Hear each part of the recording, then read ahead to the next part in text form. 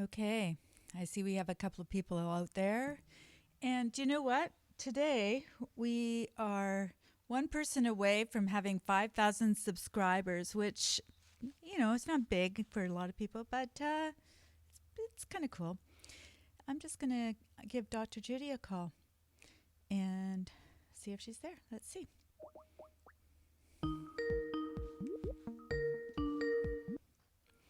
It's Dr. Judy. We're on the air. Hey, Okay, yeah, let me that's turn you up understand. a little bit here. Okay, say hey again.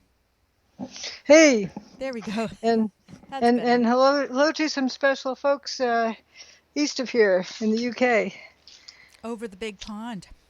Yeah, or whatever Uh, they want to call it. It's across the pond? I don't know. Whenever they, oh yeah, the as you big say. puddle because we have climate change, so it's just a puddle now.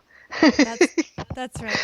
I think it's doesn't it go the other way? Isn't it, if that ice is melting? Yeah, but Uh-huh. climate change that covers it. It doesn't necessarily mean global warming. See, it's climate change. It's getting colder. Right. There you go. Well, it's hard to keep track, really. It's Right, right. things change at such a clip when it comes to all the different things we need to be afraid of. Um, so I'm just Or trying. things we need, the things we need to pay taxes for. Yes, pay Yeah, pay so pay through the nose. I don't even think that's a right. tax. I think that's like that's a carbon tax, which is perfect, really, because we're all made of carbon. The one that really gets me is folks in Seattle who ride bicycles. That they have to pay for using up extra or producing more carbon dioxide. Yeah, well, that's Did you know? Seattle. Did you know that? They're full of Yeah, hot they air. want. Yeah, that's right. They want to tax people for riding their bicycle Well, and because polluting the you're environment with their huffing and puffing. sailing. I was at a fitness class this morning, and I think really they should have charged extra for that too, because there's a room full of people and all that CO2 that's just being dispersed into the air. You know? Oh yeah, and I think it's a whole lot more CO2 in a room full of people at a lecture hall. So maybe they shouldn't, go to school. I Yeah, I mean, the logic is boneheaded. I mean, it's really idiotic. Yep. Your logic escapes me. I think that's what Sting said. There's a all the Sting songs, don't you? Come on, you know. Yeah, I Their just logic knew. escapes me. I won't Okay, sing. Don't I worry. just remember the stocking one. Oh yeah, yeah, yeah. Don't. Every breath you Every take. breath you take. Yes, there you go. I'll be watching you. Watch out. Yep, as I call it, the stocking song. Yeah, I think I remember thinking that myself, and it was only after a while that people sort of went, "Hey, that could be stalking." Are you washing dishes? Uh, no, I'm making custard. Oh, okay. So Look, you I'm pouring guys, water. you people out there that think that Dr. Judy is just washing dishes, she makes custard sometimes. And that's what It's we're that doing today. pouring water in the pans that because you bake it the custard cups in a pan of hot water. So this is called baking with Dr. Judy. Maybe Making that's what we could custard. call it. Uh huh. But too, with all these chickens, it's a nice way to do eggs. Okay. We'll It, it, we'll feel like we're having some custard. I actually just had some eggs myself, but I don't even have chickens. Well, uh, we do have to start with the chickens, and the chickens are probably doing well. I'm assuming they're laying eggs. well, there's one that's not, but the rest are, and they're growing. And oh, tuxedo! A gal who was visiting the people behind me came over to see him, and she fell in love with tuxedo. For those who know of tuxedo, he's all black, or she's all black now, and is a girl. I wish I had the And pictures. I didn't download them. I need to do that next time, I so that think when you take some talk more about recent ones. if you talk about a Oh, specific yeah, chicken. tuxedo is a mixed race chickie, and the mother that was sitting on her egg rejected her Mm. and tossed her out. Was going to beat her up, but I got some other ones to take her in, and she's real confident, spunky little gal. And people who've heard Ralph Winterroad's show, I was on his show, and then that's when Tuxedo was itty bitty, and the mother had rejected it, and I hadn't found a new mother yet, and it was in my room, and it was crying. So I held it to try to quiet it down. Huh. It was yapping and yapping, but it knew what it wanted, it knew what it needed, and it found some friends that it hangs out with some older siblings. That it's let's see, solid black now, big fluffy neck, big fluffy hairdo, big fluffy cheeks, and a beard, and but little short legs. Tuxedo is so cute. And it's black Astalort mother and silky father. The silkies are cute too. You have cute Oh, and chickens. it has the silky feet. Yeah, the silkies are characteristic of, well, they have fur, sort of, because their feathers don't stick together, the little fibers. They're just like one big fur bundle. And they're slow. And they look at like a worm, like, ooh, that's interesting. Mm-hmm. Maybe I'll think about eating it. Oh, yeah, that looks good. And they start moving their head down, but then somebody else has already snatched it up. They Cute. sit and look at something like, oh, looks good. They're just real slow, and they're little, and they're close to the ground. They're quite cute. Mm-hmm. They are very cute. In in my world here, it's about raccoons. In your world, it's about chickens. Not me with the raccoons, but I live at the house of an author, at the property of an author, and she writes about such things as raccoons. So I'm learning about all these different animals, and And raccoons like to eat chickens. yeah, you want to keep them far, far away, which is good. We're sort of a continent away, really, aren't we? Yeah, but even the raccoons around here, they tried chewing through the wires once, but it didn't work. And then now I have it arranged so that the chickens have a door that closes behind them at night, and the raccoon can't get in it. Well, Steel-plated door. speaking of not being able to get in, there were some people that said it was very unprofessional of me to have my cat walking all over the audio interface. So my cat is outside, you'll be happy to know. But I wanted to make a disclaimer that I've never said that I was very professional. I just, uh, Well, you know, I don't see what's wrong. I don't see what's wrong with this is part of life. That's what we're discussing. Is real life. that's right. And I think it's really cool. That's one of the things about the internet that's very appealing to me, that you can kind of see people behind the scenes and you don't have this kind of slick interface, and we don't have to wear our babe costumes, which is really good Right. because people wouldn't No, appreciate that, I don't think. yeah, no spaghetti strap dresses. No. And besides, even if we Megan did Kelly have, style. if you had a spaghetti strap dress on right now, I wouldn't know because we don't see you. So Right, right. we we could if you want. We can always do that sometime. But you know, we were talking a little bit about Gloria Allred today. Uh, Oh man. yeah, you sent me a couple of really good clips. They that are from, I believe, 2010. Am I right about that? Yep, That was it yep. was As well as she did something currently, as well as back then, and her daughter did something a year ago. And it's always right before an election that they spring out their characters to try to trash a candidate or at least raise suspicion. You know, like this Roy Moore thing. Yeah, it's and there's not enough time to sort out if somebody's guilty or innocent. Well, they're innocent because they haven't been proved guilty. In a civilized society, they're innocent until proved guilty because we don't want barbaric mob rule witch hunts. That's the alternative. In a civilized society, you need to have innocent until proved guilty. But they don't like that. They want to say, just raise suspicions. You know, like Fetzer does that too. It's just to implications. And they don't have proof. And like the yearbook thing with the Roy Moore thing, she was asked, point blank, can you prove that is his signature? And then she changes the subject, hops over here. And he comes back, and then it hops over there. So if somebody's, dodging something because they don't want to be caught, if she lies about that and it's proved that it's a lie, she gets disbarred. And so she's very careful about that. And so, but you notice from the dodging, you kind of get your answer. This is all made up. And she has a history of throwing her client under the bus after, she doesn't need him anymore. It's about developing suspicion and tipping the vote scale. And but it's not tipping the vote scale. It's that's what I want to explain real strongly here. They can jimmy the votes however they want. but they need the public to believe the results are real. So if you stir up this big thing about Roy Moore and he's a scumbucket or whatever, so don't vote for him, then if the votes get tipped against him, people will believe it. Otherwise, they wouldn't. So if you Well, want to, see an election, you have to make it believable. I think it's called ringing the bell in the legal sense. You know how in court, what somebody will say, they'll ask a question that they know that's going to get struck down, but they've already asked it. So that's ringing the bell.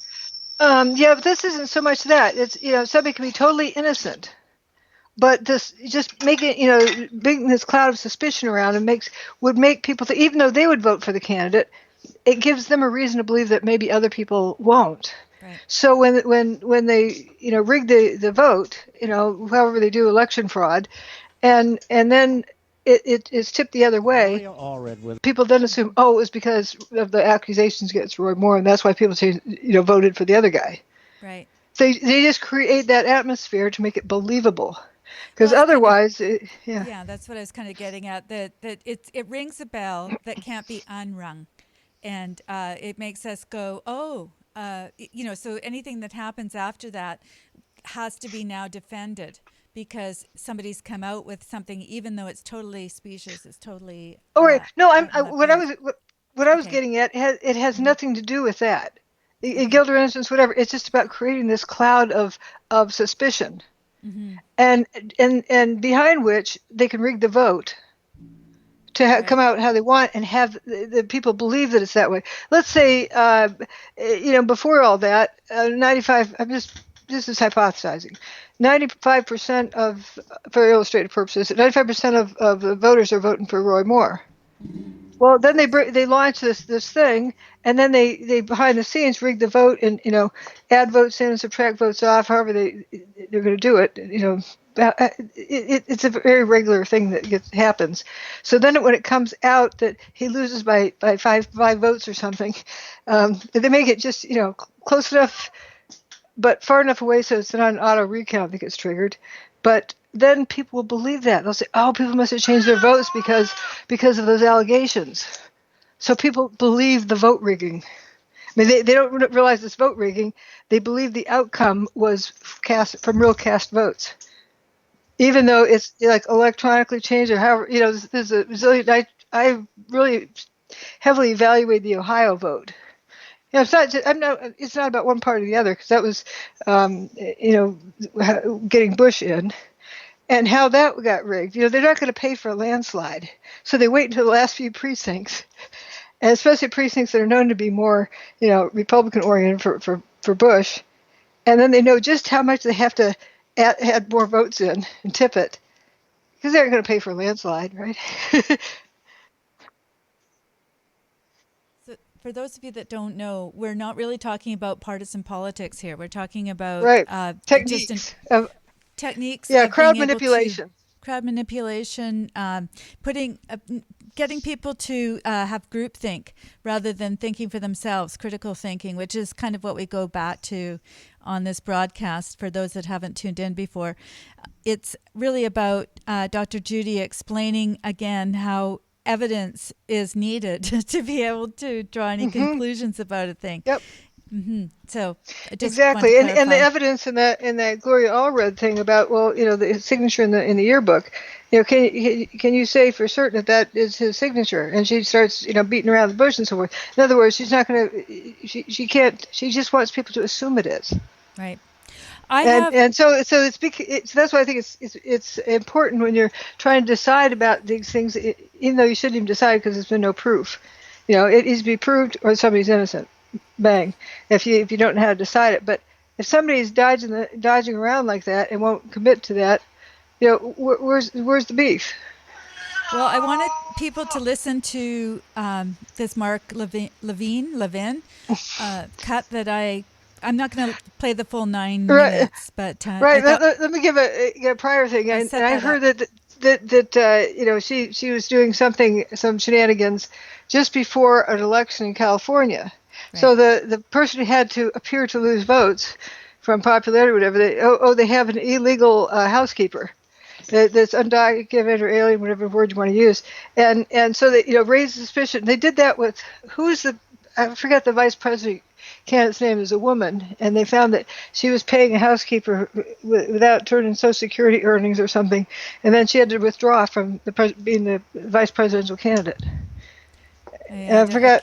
can't keep Zoe track of all Beard. of these. I don't remember the name, but anyway, yeah, this thing in California was she was hamming it up, working up, and this person's guilty, and so don't vote for this candidate, and then she throws the candidate under the bus, Right. and destroys the candidate's life. It makes him have to get deported. So it's not about helping the candidate. Anyway, go ahead. Okay, well, for those of you out there who've never heard Mark Levin, he can tend to be pretty much in your face, but he's very good at getting an answer. So you're still going to hear Dr. Judy in the background if you want. I'm not sure you can't hear me. I can mute it. You can hear me, but I'm not sure that you can hear this broadcast. So let's just see. Okay. How are you, Gloria? Okay, here we go. Mark, and thank you so much for inviting me to be on your show. No, you don't really mean that, do you? Well, yes, I do. It's always a wonderful. It's been a long time. Share my point of view and also to hear yours. I have a few questions. Can you help me out here? Your client's name. I'll be happy to try to answer your questions. All right. Hold on now. Your client's name is Nikki. What I would like to talk about as well. Nikki Diaz. When I'm done, we'll get to you. Nikki Diaz Santillan. Did I pronounce that properly? Yes, I believe you have. She an illegal alien? No. She's not an illegal alien? She's not an illegal alien. She's not from another planet. She is not. No, she's from Nicaragua. No, all right, so yeah, I know she's a human being. Cut out the bull crap. It's lawyer to lawyer now. Is she an illegal alien? You said no. The lawyer. It's Gloria, the person who's giving respect. Gloria, is she an illegal alien or not? Yes or no? You said no, she's not, right? No, she's not an illegal alien. She's an undocumented worker. All right, you're playing. Okay, now. No, I'll tell you why I say that, Mark. No, I'm not. That term is very offensive. I don't care. To a lot of people I'm in not the done. Latino community. Well, good.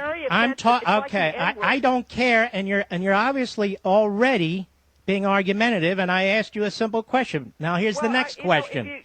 Did she or did she not? Did she? Point of view, then Well, I want you to answer the question. I'm more than happy to hear your point of view. I'm going to continue. Did she or did she not use a false Social Security card? Okay. Did Meg Whitman?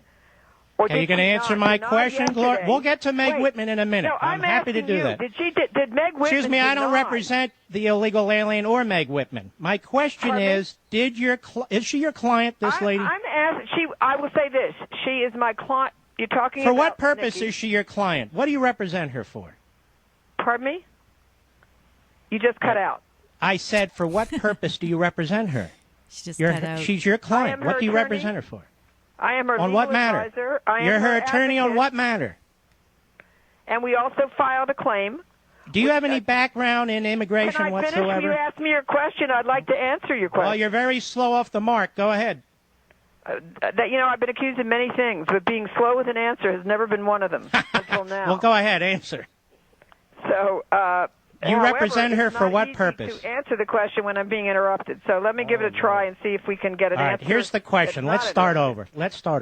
For what purpose do you represent her? Why do I need to represent her? No. For what purpose do you represent her? I'm probably having hard trouble hearing you. I told you the reason is she needs an advocate. She needs an attorney to give her legal advice. And on what? On her behalf. I'm telling you, I filed a claim with the Division of Labor Standards Enforcement in reference to her employment with Meg Whitman, wherein she alleges that she worked a number of hours beyond the 15 hours which she was paid for, and that she was not paid for the extra hours that she worked. So where can I find this? Where can I find this lawsuit? I'm answering your question. All right, where can I find the lawsuit? And that she also, for example, was asked to... Okay, I'm going to stop it there for a bit. I don't know if you heard what he was saying. We're at about 3.5 minutes in when he's discussing What? Go ahead. Yeah, You're listening to it. I started playing it so that I could sort of see what it was. I got to the "woe is me" part, Oh, you're but good at it's. it. Yeah, you're good I at. didn't get the first bit. I just jumped in. Because it took me a while to find the thing, so I didn't Okay. get the first little bit. But it Sorry, I reminded should me have what it sent was you a about. link. Anyway, I thought it would. We could sort of comment on it because we're about 3 minutes in, and maybe people aren't really getting the point here. But Gloria Allred, 2010, she's come into the election at the last minute, and she's actually exposed this illegal alien Or as no, it's her. offensive. You got it wrong. It's her client, Her client. I know. Well, and you know what? then she throws her client under the bus. I'm not very good at the political correct speech. I thought there were such a thing as illegal aliens, but right Oh, away right. off the mark, she starts in on, well, no, she's not from another planet. So, Yeah. It's and that's diverting things because what Gloria Allred's trying to do is create suspicion. She has no evidence or facts or whatever to stand on. I don't, she has facts of some sort, but it's not what she's trying to imply. She's trying to get you to make assumptions, the wrong assumptions, without actually lying. And so, and how she does it, she can't talk directly about any subject. She's got to be skirting around things, and Levin is getting directly to the heart of the matter and asking for facts, yes or no. And she just starts dodging and going all over the place. But she wants people to have suspicions about this person, and that's her client. That's we got to get it. What I mean by client is the person has that's the person's lawyer. She's not supposed to be hanging her client out to dry and getting her deported. And then, by the way of exposing her, she gets her deported. But that's after the fact. She wanted to use it for tilting the election or developing suspicions around it. So it's what comes out just before elections. In like last year, just before the Trump election, they brought out started bringing out all these gals who claimed that he sexually abused them or something in the past. And it turns out there was apparently that's just come out in the news that there's more, and that they were offering up to $750,000 to make up a story and tell it. And yeah, and they wanted actually more money, and it was Gloria Allred's daughter, I think, Lisa Lisa Bloom. Bloom, Mm-hmm. and it wasn't working so well, and they didn't have that. She's still learning. She didn't have that one so well organized, so it didn't quite work as well. Yeah. It's amazing these two work together in a way. They're a tag team, and every time you see them, you know that there's going to be something Something's up. really something nefarious is going on in the background. They're experts though at being able to dodge the question, and yet if you keep hearing it over and over again, you just go, just answer the question, just give us a yes or no. But she can't do it. She just And can't. then she does the woe is me thing, as he said, tries to turn into a sympathy plea. Mm-hmm. And she does it on herself too, like, you're attacking me. It's a diverting thing, and she's not as good as Fetzer. Fetzer's much better at it. She's kind of sloppy, and it makes it kind of obvious what she's up to. Right. And it's just an interesting tactic. But the point being that I just referred to three different events. There's the 2010 one. There's the current one. That's from the Roy Moore thing, and there's the one a year ago for the Trump election. Mm-hmm. And why do they spring stuff out, at the last minute, where there's not time enough to sort out anything for anyone to stop and think? It's got to be just triggering people's emotions, and so that should be a red flag to anyone. Right. If you've got a beef, bring it out early enough. And the reason that I thought this was interesting is because it is from 2010. It's not something that we need to be emotional about. It's just evidence from a past situation that we can bring to bear on what's happening now, because it's the same old tactics, and you've had the tactics when it comes to your book. For those that haven't heard about Jim Fetzer, I don't know how you Richard couldn't have. Gage. Richard Yeah, Gage. but the thing about 2010, it's been enough time that's gone by to realize that nothing ever came of it. It's all this noise and, beating drums and stuff and getting people worked up before the election, then they throw the person under the bus. They're throw them out in the trash can afterwards. Mm-hmm. Essentially, it's not about the issue itself. It's about the deflection and creating a smoke screen so they can do whatever they want to do behind the scenes. That's exactly it. So I guess because we've been talking about this over the past week, this seemed like a really good opportunity to sort of look back at 2010 and see what was happening then, because it's pretty much the same thing that's happening now. Now, I was talking to somebody this week about the whole situation and how the Russia PP dossier is being dismantled, and they're completely convinced that there's actually more information coming out. And I thought, how is this happening? So I started watching something that I don't normally watch. I can't remember. I'm not going to name the channel. It doesn't really matter.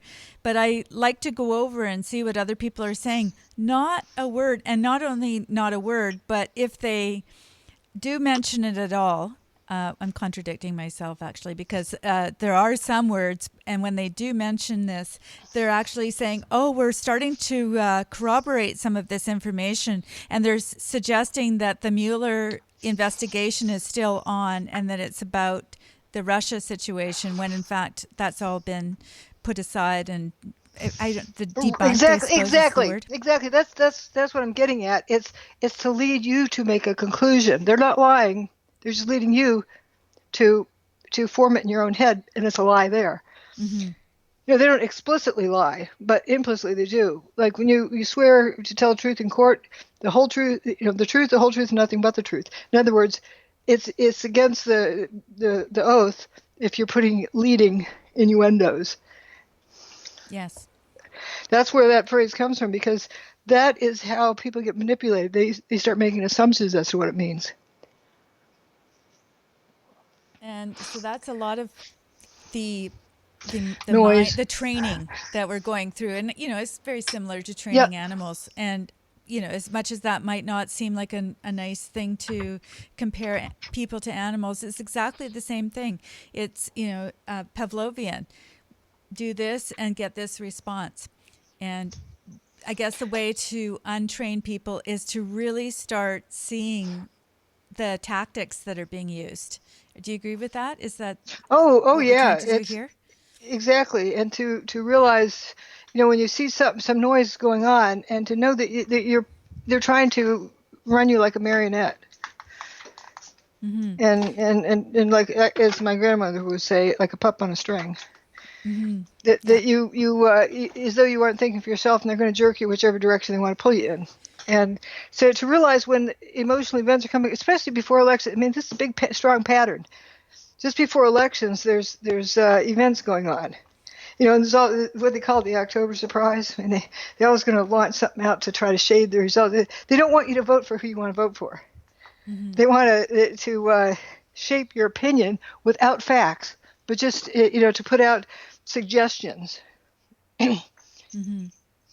Right. And in the case of this situation in 2010, it was some sort of letter that she was supposed to have gotten. The woman, Kate.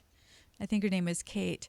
Anyway, I didn't know anything about this. Yeah, whatever the story was about, that somebody was an illegal alien and wasn't reporting on something, and somebody should have done something. But anyway, with Gloria Allred bringing this up, it ended up destroying her client and getting her deported. So that was the net result in the end. Yeah, and it was just threw her under the bus. And like you wonder about these Roy Moore accusers, what's going to happen to them? They're getting thrown on the bus. If they really have allegations that they wanted to move forward and that they came out about, why doesn't it ever continue past the election? Well, that's what I'm wondering too. We don't hear anything about it now because we've done with that Roy Moore. Just like the Trump accusations, and all, just like the Cosby things, they just stop. And then they move on to some other thing. It's just to create an atmosphere of belief or assumption where there's been no evidence, mm-hmm. and so it's a a manipulative type tactic, and like I saw, like as you say, with my book. And to be clear, no one has refuted anything in my book. They might not like the wording of something, but nothing of substance in the book. And so, they can't. So, because it's just facts, you can't, facts can't be wrong. But instead, what they do is tell you false things and make you believe something that is not in the book. Right. And it works quite well if somebody hasn't read the book. If somebody's read the book, well, they already know the truth, so you can't change their minds. But they're trying to keep people from looking at the book, and it's assume what the book is about. Right, which is why you want people to read it cover to cover before you Right. start I'll go ahead and give discussing an things. example. Like Richard Gage says, "Oh, she totally denies." This tone of voice, she totally denies any kind of any explosions. Well, in the book is plenty of testimony about of known things that people saw exploding, like Scott tanks, the air tanks that the firefighters wear to breathe in smoky environments.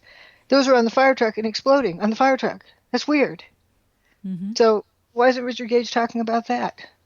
Those were explosions. Right. And there's there's other things of explosions and so forth, but he claims that I deny all explosions there. And, what's the evidence for that? Sorry, No one's read my book. you're Yeah, what's saying? the evidence for that? He's saying that you're denying all explosions. Yeah, she's totally denying the sound of explosions. Yeah, no, I I haven't address heard that in that. the book. Yeah. Yeah, that's one of his most common things, and so people assume that's true. Mm-hmm. And totally denies, hot molten metal. Well, where's the, you got to show the evidence for that. It's, and his stuff has been assumptions about hot molten metal. And it's, the building was X number of degrees. Well, why did people walk out without burnt hair? And if the dust cloud's that hot, it just covered people with dust. Why weren't they burnt up? Mm-hmm. And the 14 people walked out stairway B weren't burned up. They weren't crushed either. The building didn't get bombed out and fall on them. They're in the second, third, and fourth floor of stairway B, and they looked up and saw blue sky and walked out in their own steam. And so there's the evidence is to the contrary, but it's creating this. Don't look at her book. Don't look at the evidence. Just believe me that she's a liar. That's all it's about. Mm-hmm. And if you then start twisting other things, it creates a different character in somebody's mind. But that has nothing to do with the evidence. Look at the evidence. Right. Yeah, it's something that we've gone over, but I think we just can't even begin to explain to people who are still trying to get to the who did this, and they continue to do this, and they say, well, who do you think did this, before they actually go back and take a look at the what happened, what really happened here. You can't take somebody, you can't accuse somebody of a crime, take them to court, and expect to have a guilty verdict if you're just hypothesizing what the crime was. You have to have evidence of a crime that they committed. So if you want to say, oh, I think this person did it just because I have a hunch, that doesn't make anybody guilty. That's the same thing as witch hunts. I'm curious about people who are listening live, what they think happened, because it's when you start to think about it and when you start to really evaluate the whole situation, it's really difficult to form an opinion about that. It's difficult to form an opinion apart from what we've heard. If we were to just say what happened on 9/11, people would say, well, terrorists came and they smashed into buildings, and they need to have somebody to hang. They need to have somebody to blame. But that doesn't fix the problem either. You first have to establish what happened, and that's so important, especially when it hangs somebody. And as we know, I've come the closest to anybody, because if people who supported if the truthers had supported my case and it went forward, we'd have them under oath, the people who know who did it. And so, instead of hypothesizing, go for the actual evidence is the important thing. But knowing what happened is plenty, because, okay, this person pushed the button. Well, okay, fire them and get another one. I mean, there's plenty of people they can hire to do it. The fact is that you got this technology out there. That's the most important thing. Who operates it isn't so important as getting the technology under control more, or understood more, and maybe using it for good things Exactly. instead of destroying people. So tell people a little bit about the difference between those two concepts, because it's free energy technology that you're talking about and how it was used on No, 9/11. no, no. What I'm talking about, Well, it does say what that on the happened? front of the book. I mean, this is what No, people get no, that is confused about. no, no. Okay. You're misreading the book. You're making an assumption of what that Okay. means, and it's incorrect. Read the cover of the book. Well, I'm Evidence seeing of where did the towers go? Evidence of directed free energy technology on 9/11. Okay. right. All right. So, How'd I get that wrong? let's. Yeah, you said that I'm saying that free energy was used on 9/11. Mm-hmm. No, this is evidence that free energy technology exists, and that evidence was shown on 9/11. It's like saying Hiroshima was not destroyed by nuclear power plants, but what happened on 9/11, the evidence of what I'm sorry, the evidence of what happened to Hiroshima in August, was it 1945? That was evidence that nuclear power plants could be a reality. That's what I'm getting at here. The evidence of what happened on 9/11 is evidence of a technology that exists that can be used for good things, for free energy. So the evidence of what happened is evidence that free energy technology can exist. It just not necessarily that's what was used that day, but the whatever was used is shown that free energy can be a reality. Just the same way that That can you be the understand. confusing. Well, okay, I'm trying to get a picture of this. And so, I mean, I understand what you're saying, but I'm trying to make it easy for myself and other people to explain this to somebody who is having a hard time with it, because it really does sound like, you're saying that technology was used based on the evidence. Well, it's a technology that was used, but it wasn't used as free energy. It was used for destructive purposes. Okay, it's just like the parallel with Hiroshima. It was the same technology, but it was used to destroy the city instead of manufacture electricity for people. Right. So Okay. it was evidence of nuclear power plants being a reality. Right. And so it's the same, the nuclear reaction being the technology. And what happened on 9/11, if you look at it, everything turned to dust in midair, like let's see what good things we can do with that technology instead of destructive things. But this isn't about, name that place, spin the dial, and name that weapon. It's looking at the mechanism. What I mean by directed free energy, think of it as instructed energy. Energy was instructed to do something special. Mm-hmm. And you can rule out kinetic energy being the destructive mechanism. You can rule out thermal energy. People weren't crushed to death, nor were they burned up. But energy was instructed to do something differently than it normally does. Instead of the atoms being attracted to each other, they repel each other. The building just came apart, turned into powder midair. And that doesn't crush people. It didn't burn people up. It may have filled up their lungs, but it was a different technology than what we'd seen before. And that another thing to point out is people are trained to be worried about North Korea and nuclear bombs. This thing could dustify such a thing or transmute into something else. Think of the good things that this technology can do. Transmutation is part of it, which means it can change, something into something else. What alchemy kind of thing.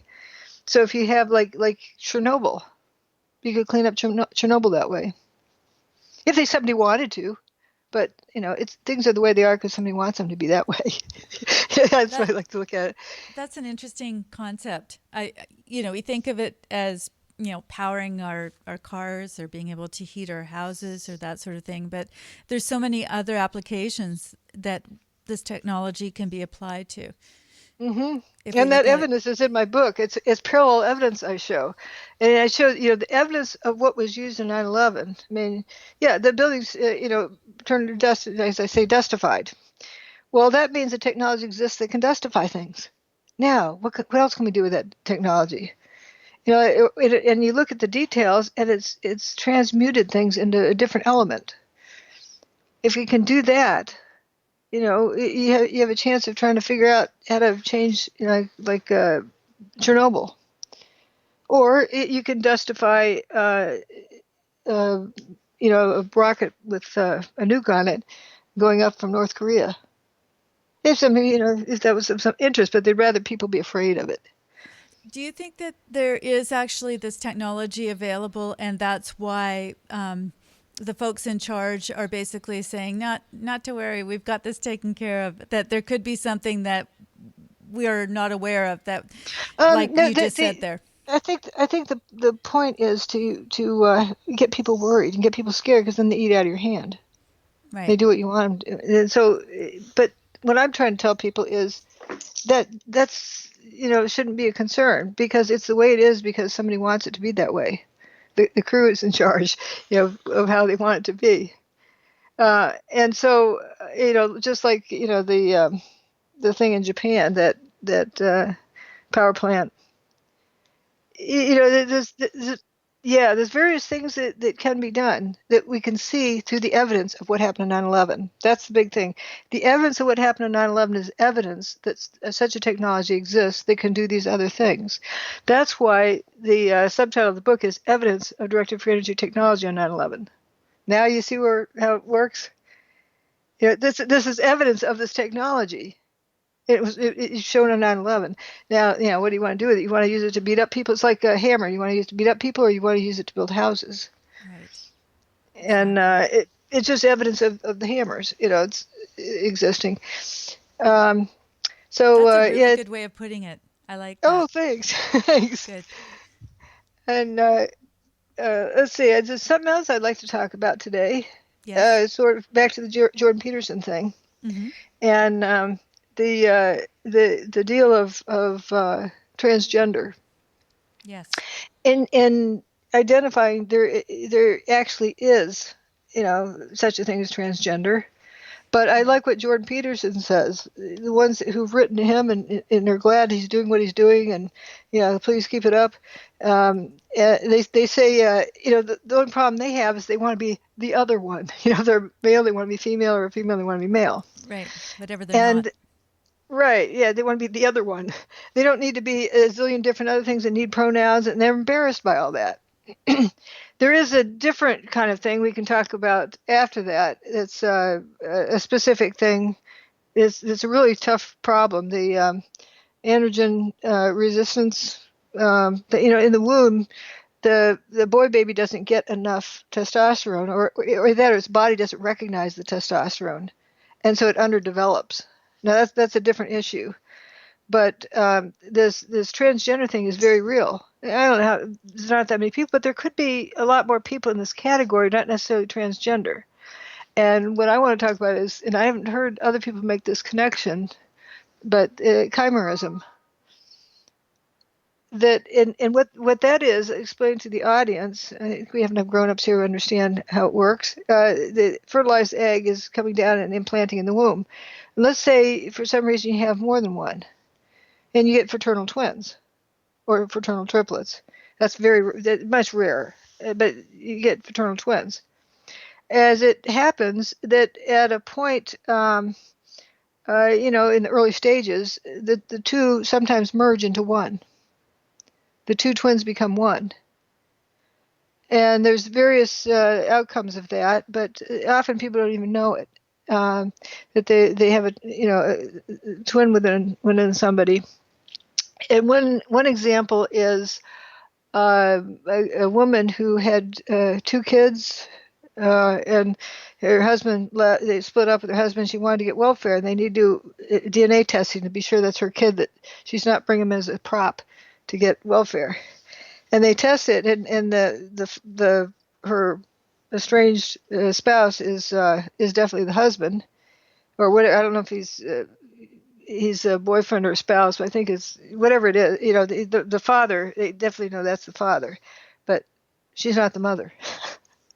And she gave birth to these. And it turns out she got pregnant where she already was pregnant with a third kid, and they're going to charge her with welfare fraud. But she got the ear of somebody in that office who actually went to the delivery room and watched the kid pop out, and then they did blood tests of that kid and did blood tests of her, and they weren't related. They weren't, again, that wasn't her kid.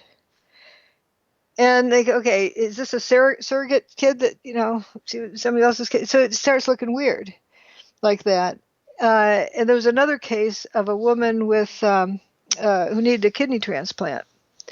So it seems like her sons, she had three boys, but two of them were in the neighborhood or nearby, and they're going to see if one could be a donor. And they weren't related; they weren't her sons. And they were mildly related, but not strongly. It turns out the woman's mother, the grandmother of the boys, was related, so they could see that the direct thing there. I think she ended up getting a kidney from her husband, who turned out to be a better match than her sons. And then there's a third son. This gets really interesting. A third son who came from afar, and they tested him, and he was hers. And the first two were essentially like her sister's kids. It was her twins' kids. In other words, the merged genetics. That maybe her ovary was of her twin and her blood was, or whichever one is which. So it's two sets of genetics. And however from the ovary, the two boys, maybe they came from the right ovary and the left ovary belonged to the other twin. For the third boy. And it's a wacky story. I mean, right. And some crazy stuff going on there. And they started letting people out of, they thought DNA was the end all. And so these people who've been in there and murder based on DNA, and it turns out they're, they were released when they brought up DNA testing. They let people out of prison because the DNA didn't match the person's blood, but maybe it would have matched another part of their body. Right. That DNA is not the end all because of this issue. And who knows how many people are like this, because how long has DNA been around? And how many people would assume this? It was just because these people had unique situations. And I think she had a thyroid nodule or something, so they still had that in the hospital freezer, and they could test that. Right. And maybe I think that was I don't know if that was related or not, but they eventually sorted it out. They could find a different thing. The weirdest one was a woman who apparently was impregnated by both a white guy and a black guy, two different races. Mm-hmm.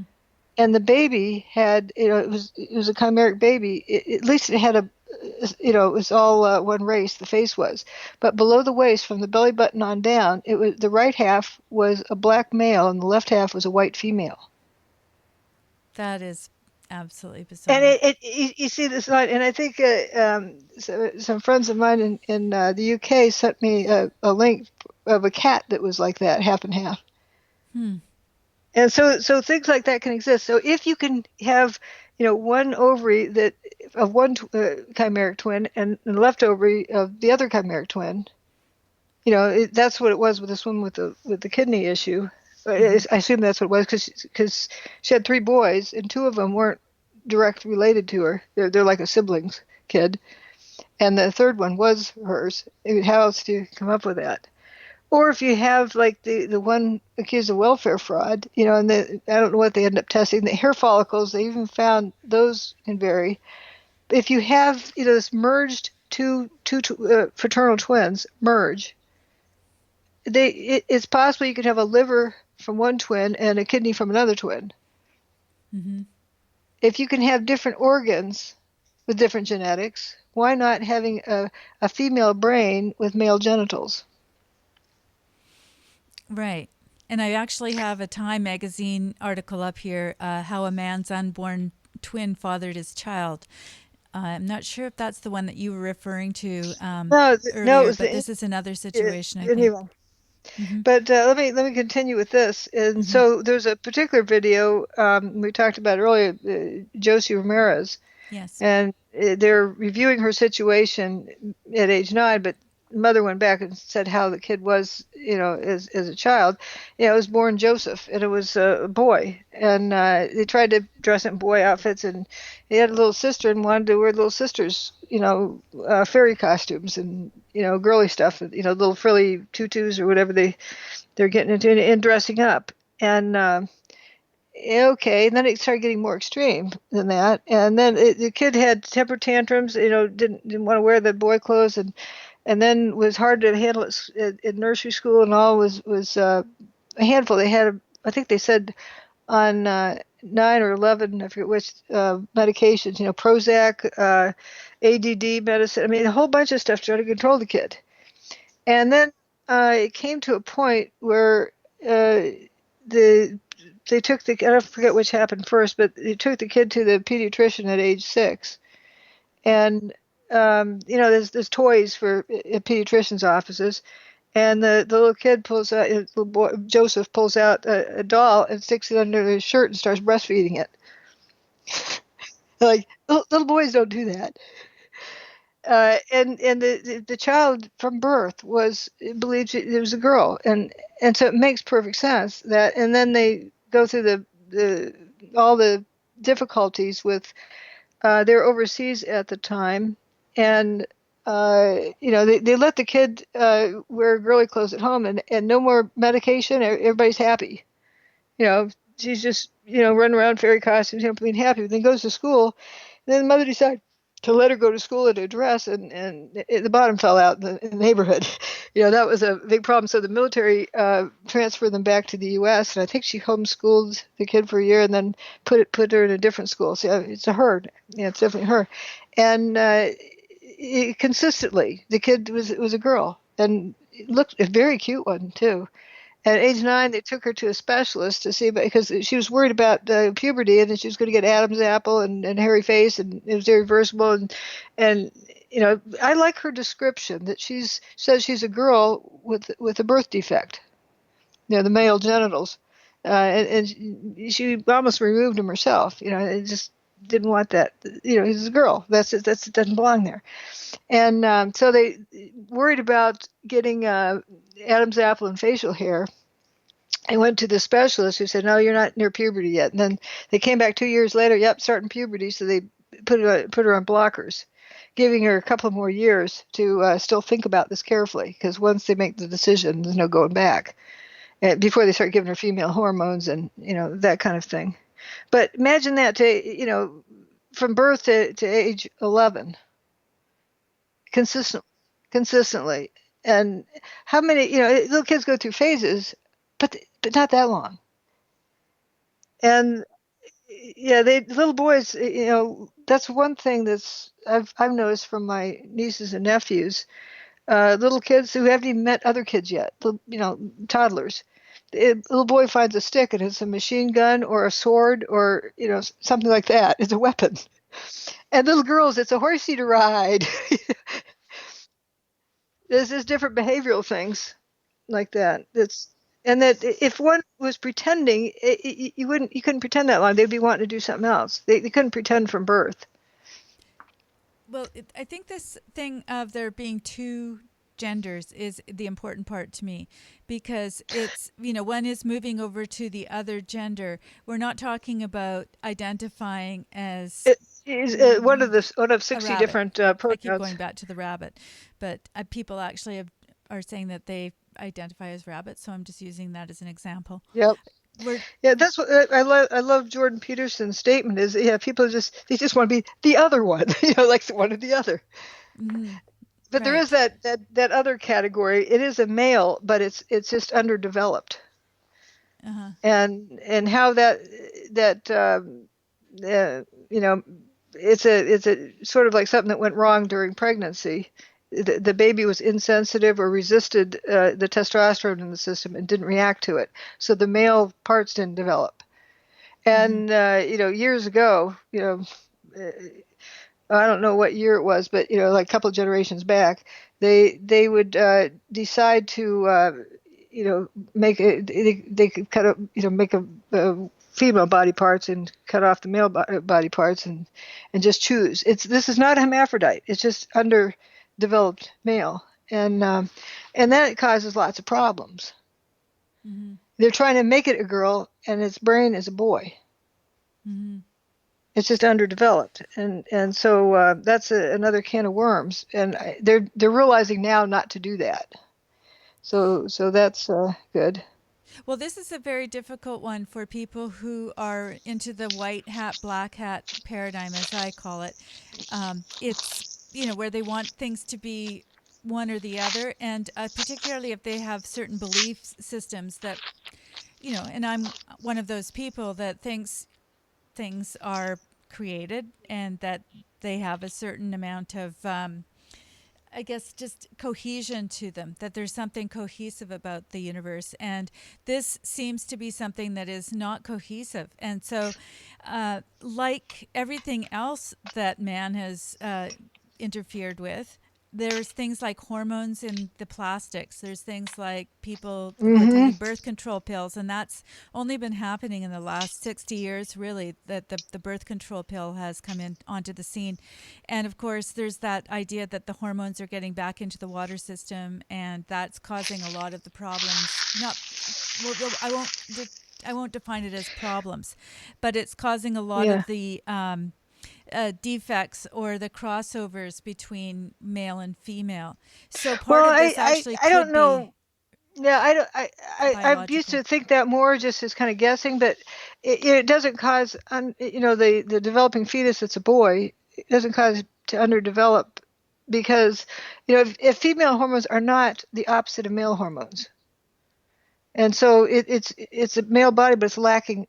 Well, it's not that it doesn't get the hormones; it's that the body doesn't. Its receptors don't identify it very well, so it's not responding to the testosterone that it's getting from it's supposed to be getting from the development. They call it the androgen resistance, and so that's a separate thing. I don't know how many of those are. I've never met one. But that's one category. But this other one, there's a reason why there might be more. It might be a fairly common thing, but if they're fertility drugs, they're going to make people have several eggs that get fertilized, Mm-hmm. and then they probably might emerge into one. Mm-hmm. So that would be quite common, or Yeah, that's even another one, isn't it? Because you look at these people that have the seven. There was the Octomom. She had the 8 kids. There's that I think probably that other. wasn't that implanting 8, and then she didn't want it, pregnancy reduction. She wanted to have all 8. But that was a I fertility think treatment, and so you can think right. of how those Hmm. eggs could have interacted in the womb as well. Oh yeah, yeah, or there may have been more. I even wonder about in vitro fertilization. And they put them together in the petri dish. Can they merge then? Mm-hmm. Or as soon as they implant them in the womb, do they merge then? If they put multiple ones, assuming that somebody might lose some. Mm-hmm.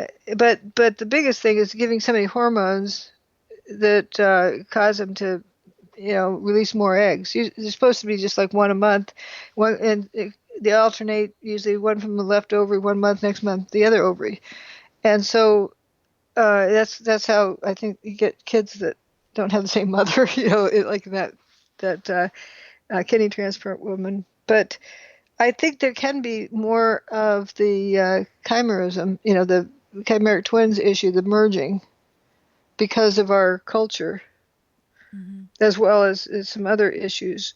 But it's still not, those people don't want to be one of 50, and they, like we were saying when we saw the Josie video, that you can't imagine she'd be out riding on the street wanting to be called a special pronoun. She just wants to be a girl.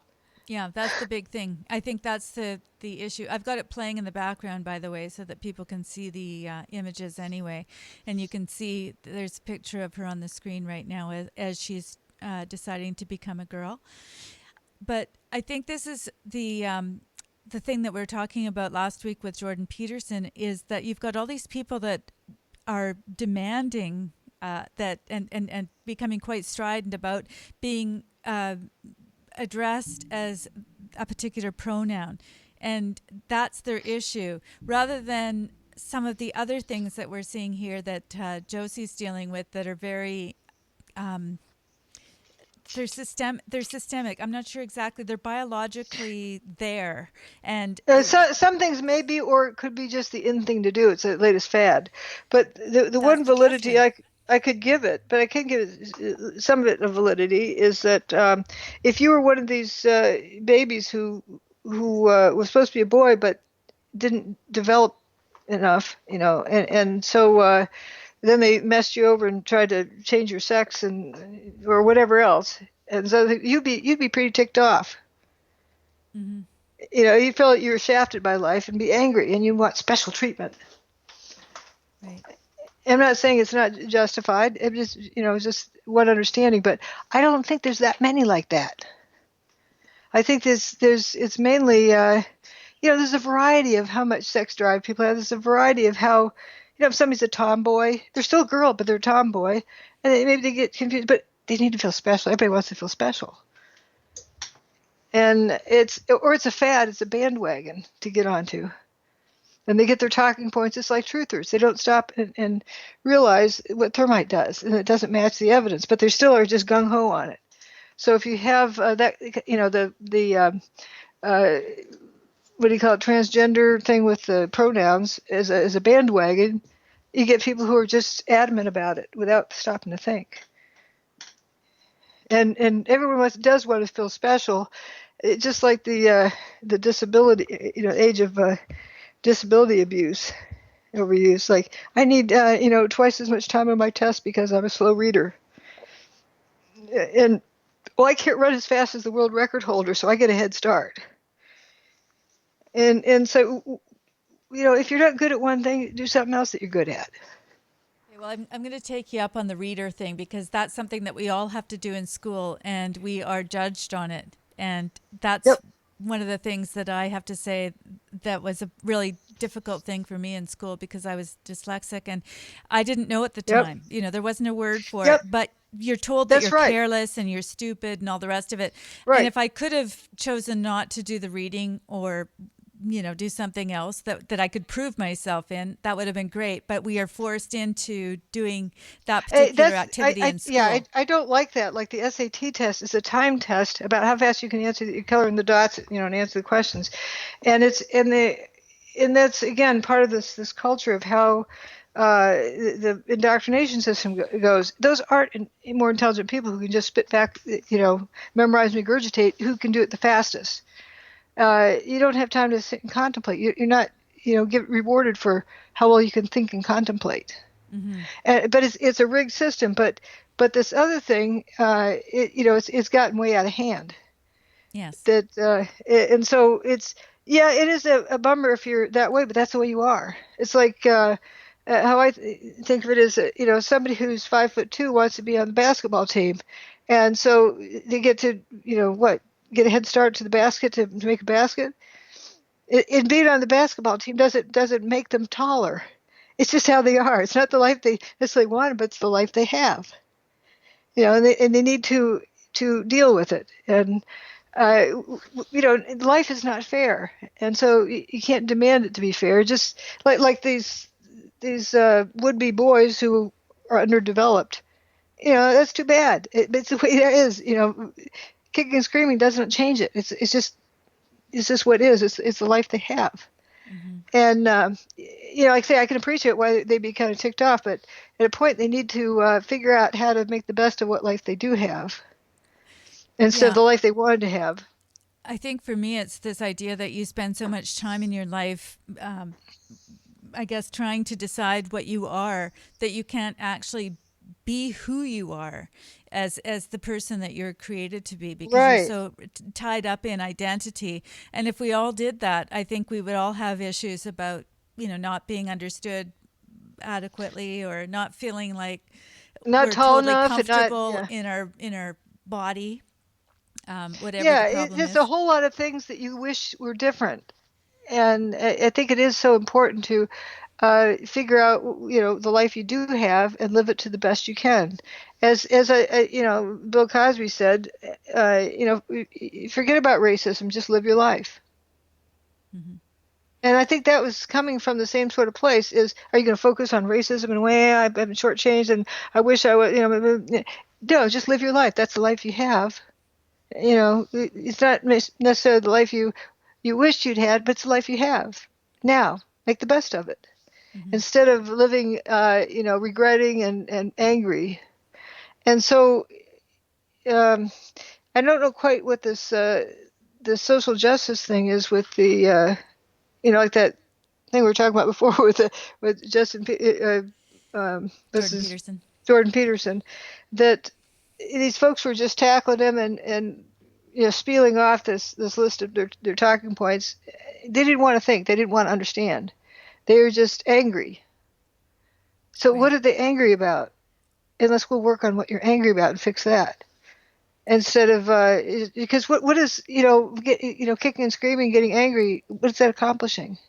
Well, critical thinking really is about creating a certain type of peace, I think, within ourselves and within our personal relationships with other people. And what I notice about this story with Josie that you pointed out to me and that we're looking at right now, for those that are just joining us, the difference between that and people that are ganging up on someone like Jordan Peterson that they disagree with, because basically he's saying you cannot tell people how to speak. You can't. What they must say. What they you must tell say. them what they can't say. And particularly when it comes to pronouns, if we misspeak and we call somebody he instead of she, it's kind of like when somebody points out, they yell at you on the street and they say, "Hey, Sally," and you're not Sally. Yeah, and then they turn red in the face. They turn red in the face. Around.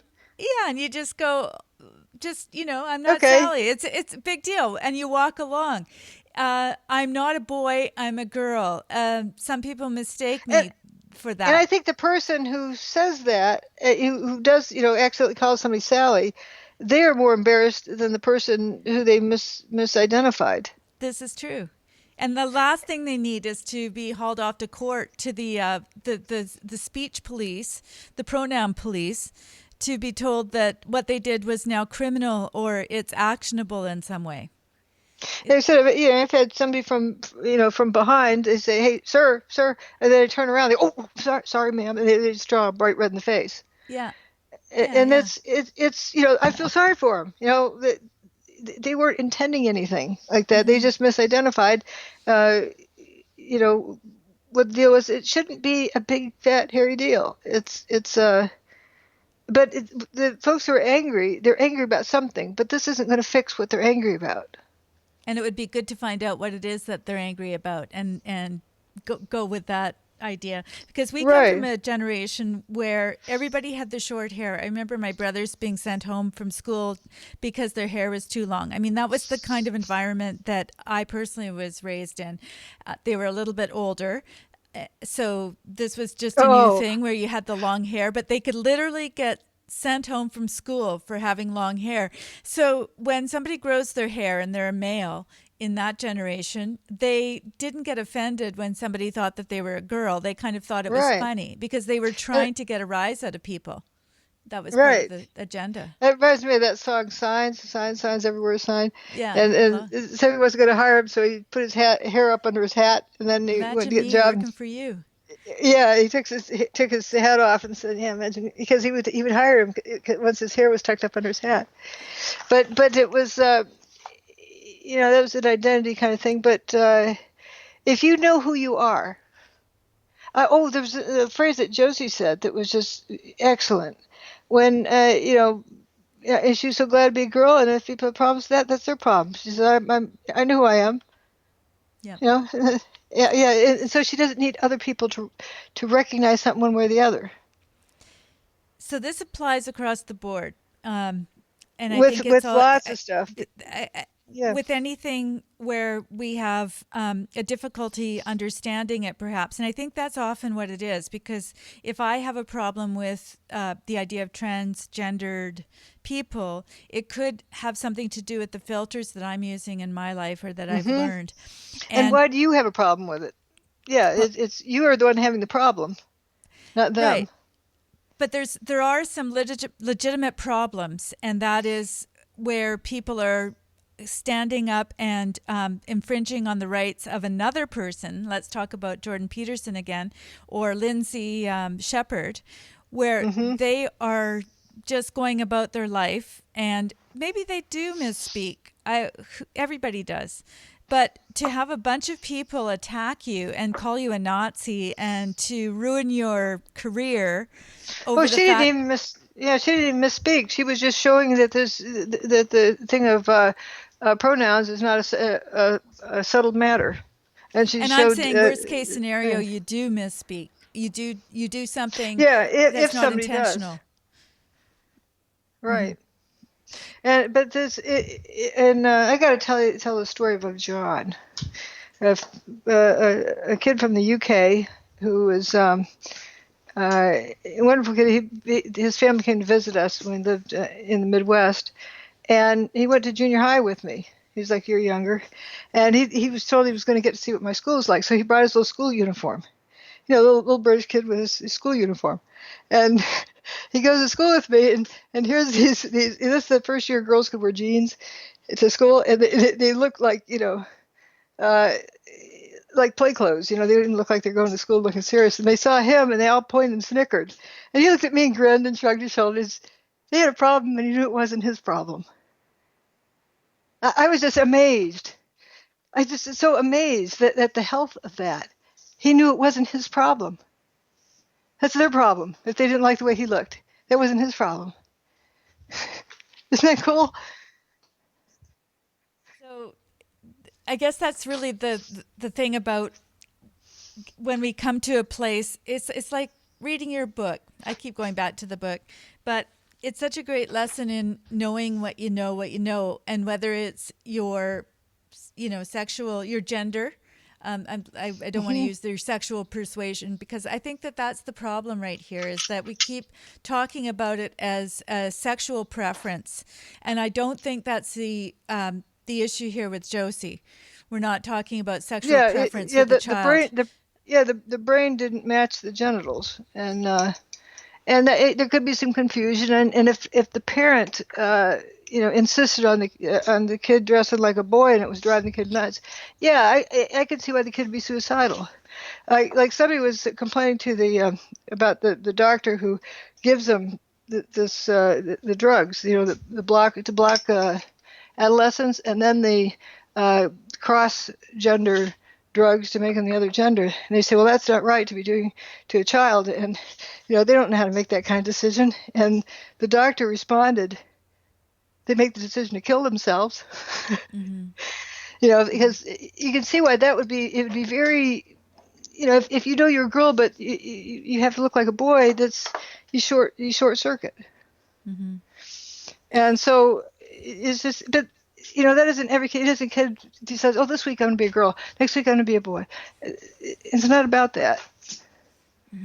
I think it solves itself. It's just like if you're gay or not gay, you end up knowing that. You don't have to stop and think about it. Like, do you are you attracted to somebody of the opposite sex? And, you think about you get a crush on somebody of the opposite sex. Well, okay, and go with, you know what you know. If you, it's just, and you deal with who you are. It's growing up is about discovering who you are. It's not who you think you should be, but it's about discovering who you actually are. Like, are you 6'4" or are you 5'1"? Are you going to go out you're going to be the world's big basketball player? Well, if you're 5'1", you better think of something else. Well, I'm going to add something else in here, and this is not something that we've talked about, but I will add in the idea that there are certain things about being a created being in my understanding of things, that we're created male and female.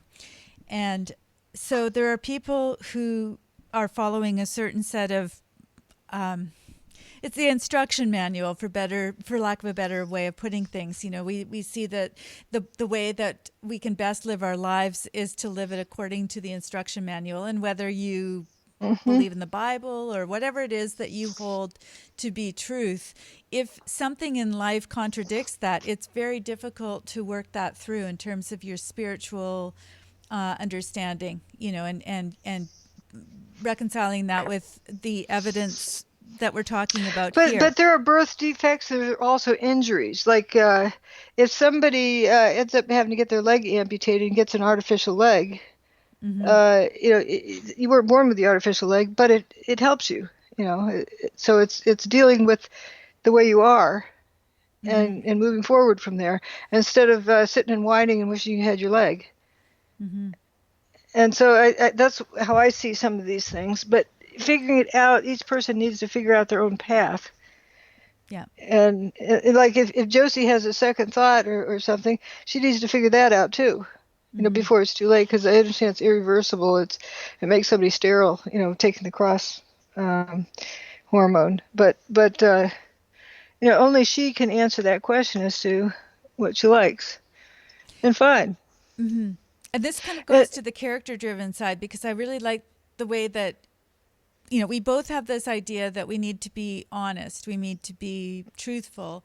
And I think that it's a lot to do with finding that place inside of ourselves and having integrity when it comes to figuring that out. So now in the case of something like 9/11 and knowing that the buildings turned to dust, you're not going to suddenly turn around and say, well, people are pressuring me not to believe that, so I'm not going to believe it anymore. Well, that has happened. That has happened. Sure, but you aren't going to actually you know give the into truth. that. You know the You're not going to truth. succumb to it. A lot of people do, though. And that's because they value popularity over truth, over facts. And that goes back to the politics that we were talking about earlier, because even if we know something to be wrong, we go to a lawyer, or we get pressured into telling a story a different way, and we get told that we'll pay it a certain amount of money, and suddenly our ethics are out the window. What we know to be true is out the window. We start telling ourselves a different story to make it okay. Yeah, or somebody who wants to have a popular radio show, if they start talking about 9/11, I mean, that's the third rail. It's deadly. It's a death sentence. So you dodge around it. In a way, you can say that's dishonest. I think it's dishonest. But if they got a decision, if they're truthful, they're off air. Because somebody has set up this political situation. As soon as something gets politicized, truth is compromised. It quits being about facts, and it becomes about factions. Good one. Okay, that's a good one. I hadn't heard that before. It's just a statement I just made. Yeah, if you give up facts, if it's not about facts anymore, it's about factions. Which club you're going to join. Good one. I like that, because that really is a synopsis of everything that we've been talking about. Whether it's people that have decided that their gender is incorrect, it's a fact. There's some things happening in the body that, or the ovary, as we were just talking about. Yeah, somebody like the woman who was accused of welfare fraud because her kids didn't seem to be hers. They were sisters or somebody else's, but she knew what she knew. And so, she dug her heels in on that. It was just kind of cool. Otherwise, we wouldn't have heard about it. But where other people might give up and whimper off, and they know that they're right, but then they, to get along in the system, they might confess to something. Who knows what? People don't want to stand up against the resistance, and maybe that's why. Sorry, go ahead. Go ahead. And maybe that's why the person in the welfare office actually went in and watched, because they believed in her. They watched the third birth, and physically watched the kid come out. With a person that had that happen, it's really difficult. All of us want to be believed, and that must be very devastating for somebody who finds himself in that position and just happens to have a bodily function that is abnormal, and they don't know what's going on, but all they know is that people aren't believing them, and they're just kind of lost as to why this is all happening. So I can see why, like this, transgender or whatever, they're angry, but they got to figure out what they're angry about, and what, and not just aim it like a machine gun, firing at everybody around you. As figure out what you can do to, like, let's say somebody's 18 years old and they go to the swimming hole for the summer before they start college, and they dive in and they break their neck, and now they're paralyzed from the neck down. Mm-hmm. They might go through a stage of being angry, but pretty soon they have to realize this is the life they have. How do they want to live it? It Yeah. can't be changed. So, making the best of what they have, and it's not necessarily bad. It's that we're all here with getting experience with living, and it isn't the life they wanted. They wanted to be able to walk around, so forth, but it's the life they have, Right. and that is the hardest adjustment. And whether it's transgender or whatever it is, yeah, you can be ticked off that you don't like the situation you're in. Fine, but what are you going to do about it? What, are you going to enjoy the life you have, or are you going to be, resentful of anybody? Like, let's say people who want to be a different race. Well, they're not, but they're going to get angry at somebody who is. It's not the other person's fault. They're just born that way. Mm-hmm. And there's a lot of that goes on. But there's also the operators who gain benefit of having lots of factions and turning everybody on each other. Because if everybody's in disarray, the crew who's in charge gets away with a lot more. Mm-hmm. Yes, the crew that's in charge. Yeah, that's how I like to refer to them, as the crew. Mm-hmm. And had we had the investigation that was started, you started, we would have known who those people were. That there would no longer be a mystery. But for now, they're just called the crew. Well, I don't mean necessarily from 9/11. I'm talking about in general. Whoever's, I don't like the powers that be, because that's like bowing down to something. That's like giving them more power. And I just say the crews, the operators, the ones who are running something or up to something. You see, how people use the term, the powers that be. That's like saying the great almighty. You're putting them up on a pedestal. And I don't like to do that, so I call them the crew. Instead of saying they, it's like a they, but whoever's running whatever deal, like the crew that does this, recruits girls to claim that they're sexually abused. They're 20-year-old girls who say they were sexually abused 30 years ago by somebody. That's a crew that organizes that type of operation. Mm-hmm.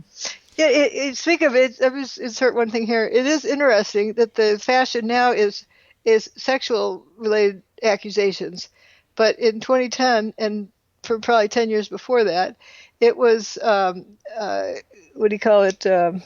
Whether somebody's legitimately a housekeeper, illegal alien, housekeepers. Don't call her that. What? Illegal aliens? alien. They don't like that. Oh, they're. Yeah, it's like saying, what do you call it? Somebody who steals. It's you can find a nice name for that too. So somebody who misplaces, somebody's belongings. They didn't steal. They just misplaced the store's inventory. That's right. It's ridiculous game playing. If you know what somebody means by something, and that's been a useful term for a while. What's wrong? I don't see what the deal is about illegal aliens. They're not part of this country. They're outsiders. But Gloria doesn't like that. So right, because we want to incorporate them and ooze them into our culture, and be able to sneak them by and hope you don't notice that they're breaking the law. Well, of course, you wouldn't like that kind of verbiage if you were, faking things on your, like, I think in this case, she was getting what I really like is she really needed a driver's license. So that's why she had to fake her social insurance number so that she could drive. It's amazing how people will rationalize. And that was one of the things Gloria Allred said. Well, she had to drive to work.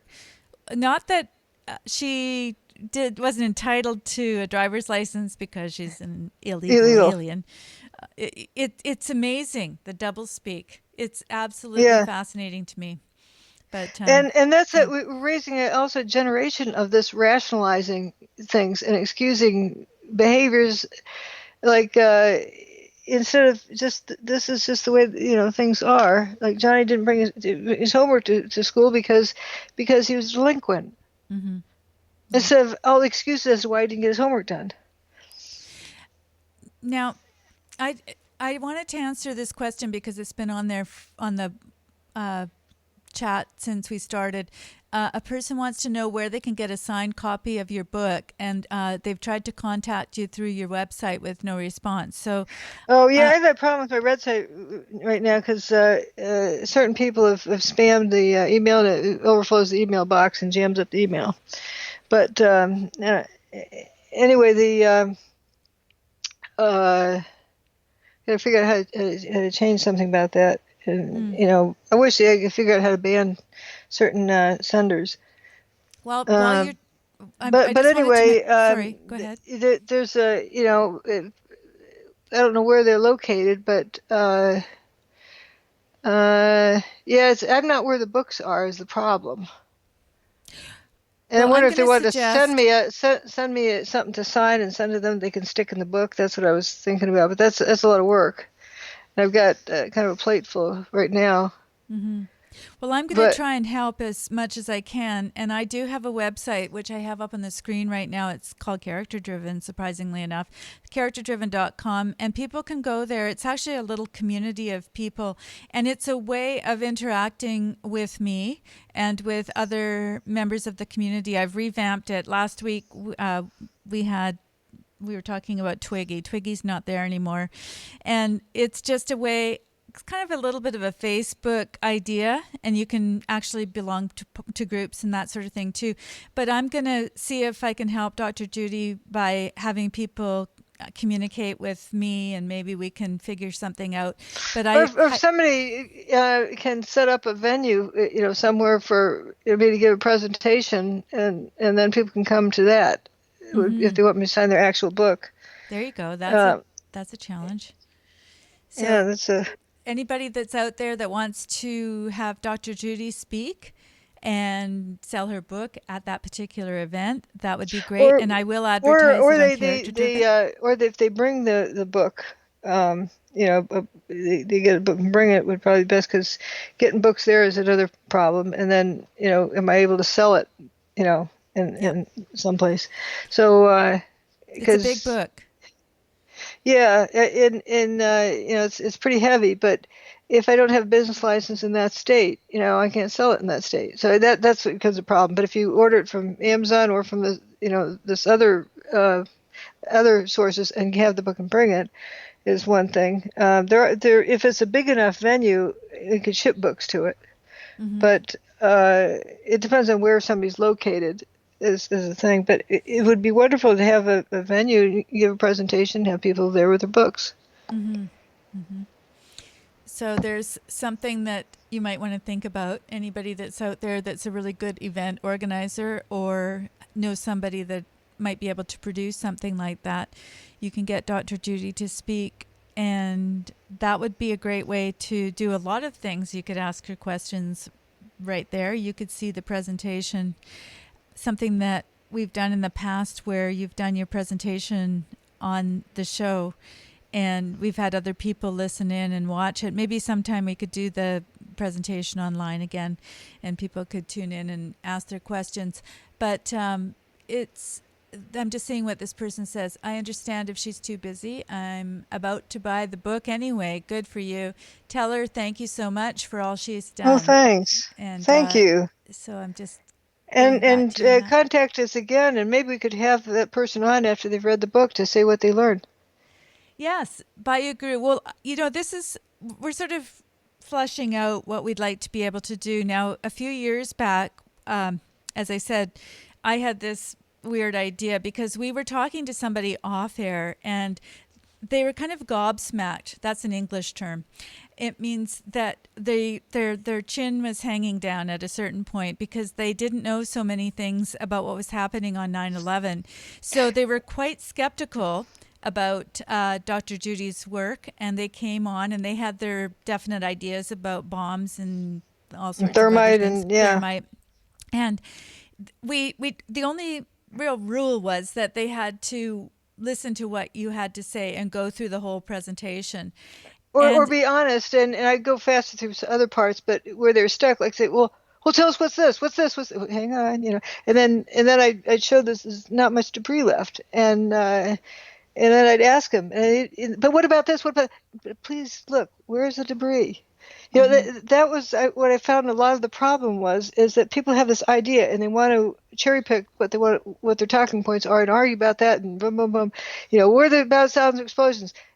That's not what a forensic engineer does. A forensic engineer has to look at all of the data, not just one little tidbit, and figure out how they can spin it to, and you know, that person, I don't think it's their fault. It's that if you are part of the crew and want to cover up this data, the best way you can do it is to get groupthink going and get people to divert away from it and believe that whatever Dr. Wood is saying has got to be bogus. And it's not based on fact, it's just based on belief. That would be the most effective thing. Now, you have to kind of get through that. I think we call it ICU PSYOPs recovery.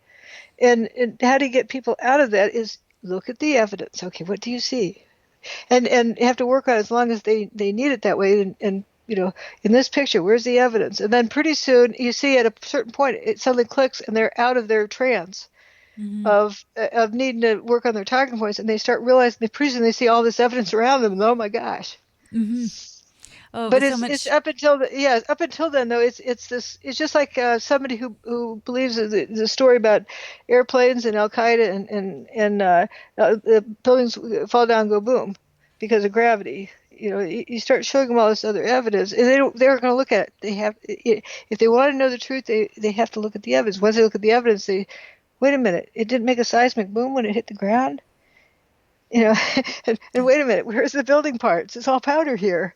It's realizing what the actual evidence is, and that, you know, you determine that first, and then you can start speculating on what did it. But if you start out with what did it, you're busy formulating in your own mind what the scene has to look like. It doesn't look like that. So, you know, there's no speculation needed when you're looking at evidence, and that's Occam's razor. right. A lot of people think it's just the easiest solution. No, it's the solution that requires the least amount of assumptions. So if you nail down every fact, you don't have to make any assumptions. So that's following Occam's razor. I like that distinction because so many people bandy about that, including myself, before I really understood what it meant. This idea of Occam's razor, and they say, well, it's the simplest possible solution. It's the easiest solution, but it's really the one with the least number of assumptions. That's Yep. a very So good let's try that distinction. on the thermite business. Well, okay, how did thermite get in the building? You know, They where did all built the it trucks in. come in? They Yeah, built it where did all the in. trucks come from? And they're hauling these bombs up, and who's hauling the bomb? You have all sorts of complexity you have to deal with. You know, if you're looking at it, you know, truly using Occam's razor. And you know, this business of the buildings fell down, fall down, go boom from the airplanes hitting them. Okay, how do you explain, you know, the lack of significant seismic signal or lack of appropriate seismic signal, no detectable SRP waves? How do you explain that? I I'm don't know. sorry, but my connection was lost. I didn't really hear that. I'm doing the Gloria all red. I'm Oh, not gonna. okay. No, I'm not gonna answer. I don't think I can do a good Gloria Allred, but I think she would probably be able to avoid that question quite well. Don't you think? Yeah. Oh, that for sure. She could. She could That's evade. that's what that's what cover-ups is all about. Is about diversion. Hmm. And that's what the ICU PSYOPs recovery show is like, is helping people. These are honest people, and helping them realize that they're jumping to this conclusion, that conclusion, not just stopping and looking at the evidence carefully. And Well, once you get in the mood, you can look at most people have that problem. It's our indoctrination system, they call it educational system, trains people to jump to an answer. And that's what becomes a problem. And once you see it, you stop back and think what you saw on the TV on 9/11. You saw a building turning into dust, but you were told you're supposed to see something else. And so it's getting people back to that point where, you know, just forget about what other people told you you're supposed to see. What do you see? You know, where's the debris? You know, from the building. If it fell down, you should have a pile of floors stacked up there. And it should look like a pile of pickup sticks, sort of. You know, there's a bunch of junk there. It shouldn't be at ground level. It's just powder. Yeah, there is some other stuff, but it's basically ground level. The ambulance parked in front of the front door. Why didn't it get squashed? You know, they would divert and not answer that. You're right. Well, I think that's why it's so helpful. At the beginning of the show, for those that weren't here, we were talking about Gloria Allred and how she was able to avoid an answer. And to me, try to avoid an answer. She was squirming around trying to hopscotch, and the person asking her questions kept bringing her back. It's a yes or no question. She would change the subject. And they ask the question again. Is that yes or no question? And it's a typical tactic of people who are representing an entity that they are trying to defend at all possible costs. They put away all logic, and all they are trying to do is overtalk the other person, get their point across. And if the other person asks a logical question, they have to circumvent it somehow. Even if they say, "Oh, I'm sorry, I lost the connection there for a second. I didn't hear what you had to say." Yeah, and the audience then believes based on innuendo. But that you brought up a beautiful point and said it so well at the beginning of that is think of this: when somebody doesn't directly answer questions, starts around, starting to change the subject, what does that tell you? That should tell you a lot.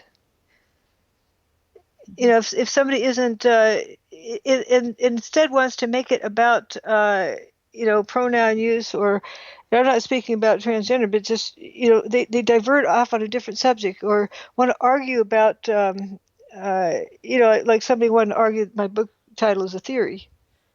As we talked at the beginning, this is evidence, but through logic you can say it's evidence of something that can be used for good, not necessarily evil.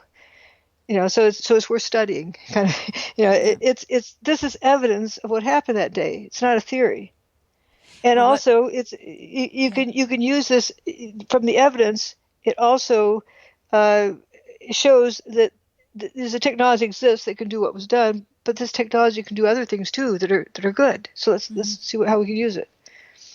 Well, there's a good reason why people like Stephen Jones, who are representing the Department of Energy, come out and try to put a whatever he's kibosh on what you're representing. having to say. I mean, he was sent out as soon as I don't know if it was Department of Energy, but whatever his job was. From my research, or some of his funding, but there's different funding he gets from different things. Well, he was an academic. Let's just say there was a representation there, whether it's he or other people. When we're talking about something that could create free energy, there's no coincidence that the Department of Energy might come out and try to have or the competition to that, like if somebody has more of a stake in it. And it isn't just the oil industry, because that's just a small thing. This is much bigger. This is, as Andrew said, this is it. This is the big thing. Yeah, the big banana. Because it addresses, the implications are tremendous, and that's why it's important to you read the book all the way through, and read it again, and maybe read it a third time, and you get more each time because you're ready to learn more, you're ready to see more, and then but take your time and then think of the implications of each thing as you're reading it along, and at first, people aren't ready to look at the implications. So that's why another read through, and they see how it all fits, because they're blocking things out because they don't want to. No, it can't be, and their mind is protecting them and blocking things out. And then another read through, they're ready to accept a few more things, and then they pretty soon, oh my gosh, but they're also feeling empowered, of knowing what is, instead of feeling like a pup on a string getting jerked around. But it is true that there's a lot of I didn't tell people what to think of it. I'm just presenting the evidence, the implications, like cleaning up Hiroshima. I mean, not Hiroshima, cleaning up Chernobyl, and even the deal in Japan. I keep forgetting the name. Yeah, and so there's that use, as well as providing free energy, to the world, but. He who controls the energy controls the people. But think of this. This is even more important. But he who controls their perception controls everything. Now, I'm not exactly sure how that would work in terms of Fukushima. Is there a way that you can give an overview? You alluded to it, but I don't understand the mechanisms. If you read in the book, like in particular in chapter 17, there's evidence of transmutation on 9/11, as well as parallel evidence of other. Can I just ask a question there? Would Okay. that be something like the helium, the production of helium? Am I on No, the right track no, or no? Okay. no, no. It's like when a metal turns into a different metal, Okay. or something, turns into zinc, copper turns into zinc, or something like that. There's Okay. I see what you're yeah, saying. it's changing the elements. So if you can change elements and change things into various other states, the implications are you could clean up Hiroshima by transmuting it. What's Hmm. going on? Um, this is, like I say, very powerful technology, and you don't want novices. It's like if the Earth's a hologram, you don't want somebody wiggling the extension cord. Like, oops, there goes the planet. Yeah, Kind of like me with this production sometimes. Whoops, there goes the yeah, production. yeah, yeah. It's so you want to be careful. Or like people say, oh, maybe the buildings are pre-wired. That's the silliest thing on earth. But Hmm. I like to comment is, oh, boss, I lean back with my elbow. Soup. Oops, sorry, wrong button. Hmm. Yeah. And you blow up some of them. If you're truly worried about terrorists, having every building pre-wired is kind of dumb, isn't it? Not such a great idea. I don't think I'd want to be working in that building. And who Right. knows if we are, And really. it would take out the city. It's not. They also don't take those buildings down by controlled demolition. They take them apart, Yes. like Bankers Trust. They take it apart piece by piece. It's because if you blew it up, I mean, look where the parts go. They destroy up Manhattan, southern Manhattan. Yeah, you'd have pieces all over the place. You'd be finding them, shrapnel and that sort Right. of thing all over the place in other Right. buildings. You like how they built the towers. They had these prefab sections, and they had these cranes like knitting needles on the top. Pulling the stuff up, and then putting it on, and then pulling more stuff up, and bolting it on, and moving up that way. And if they're going to take it down, they just start taking it apart, and it's be a. But that's pretty far up, a quarter mile above the earth. Move. It's crazy. Can't, Now, can't be free heights. I hate to bring up the dreaded California fires, and I'm not going to ask the same questions, but I'm wondering if this technology, rather than being used for nefarious purposes, which we've sort of said hasn't Oh, you're happened t- in this oh, case, you're talking might it about. be might it be able to be used to deal with the Excellent point. fires? Actually, I hadn't thought of that before. That if you can start fires with it, you should be able to shut off fires with it. But you better work on it in a lab. Like John Hutchison's experiment, where he's got or demonstration. He's got his boat, little toy boat, in a Hmm. tub of water. And he turns on the gizmo, and the water's jumping off the surface. And then he turns off the gizmo, and the boat looks like it has spontaneous combustion. Little fires popping up. I think it's like a plasma type thing. But I'm wondering if, and that's not really a true fire, plasma. Well, that's what I wanted to clarify because those aren't real fires. They're things that Yeah, glow. yeah, yeah. But the fact that you can do something, and they can turn into fires. But I'm wondering, there's probably something, but it's probably extreme use of this technology, and again, hanging it out for everybody to see. But if you want to do a controlled burn ahead of a fire to stop it from progressing, you know Hmm. how they burn up all the fuel, so like they do a narrow patch of a forest fire in a controlled thing. So when the wildfire gets there, it doesn't have any more fuel to move further because you Hmm. can't burn that. So I wonder if you could do something and be able to control a fire that way. You'd have to do some experimenting, Do you but think that there there are there could be people some that weird things. are expert in this field that have really been looking into do weapons and figuring out exactly how to use them? For sure. You can bet there's a the underground black technology.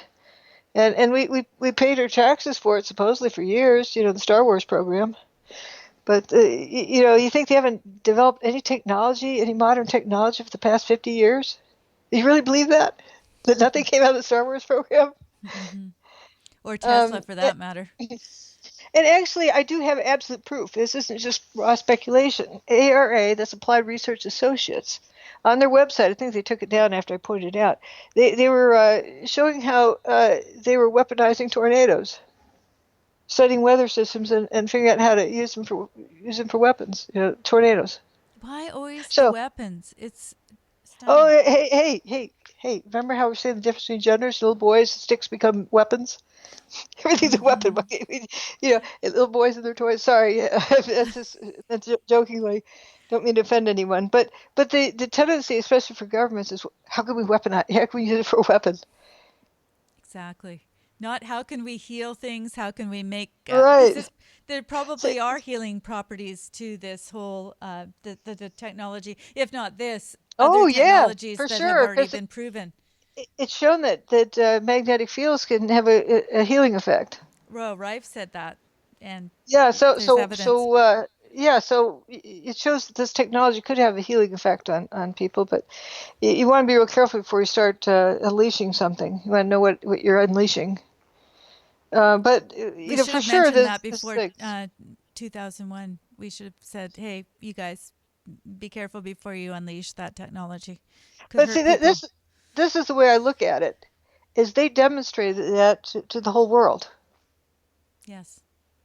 and anybody looking and honestly looking, open-eyed looking, could see it.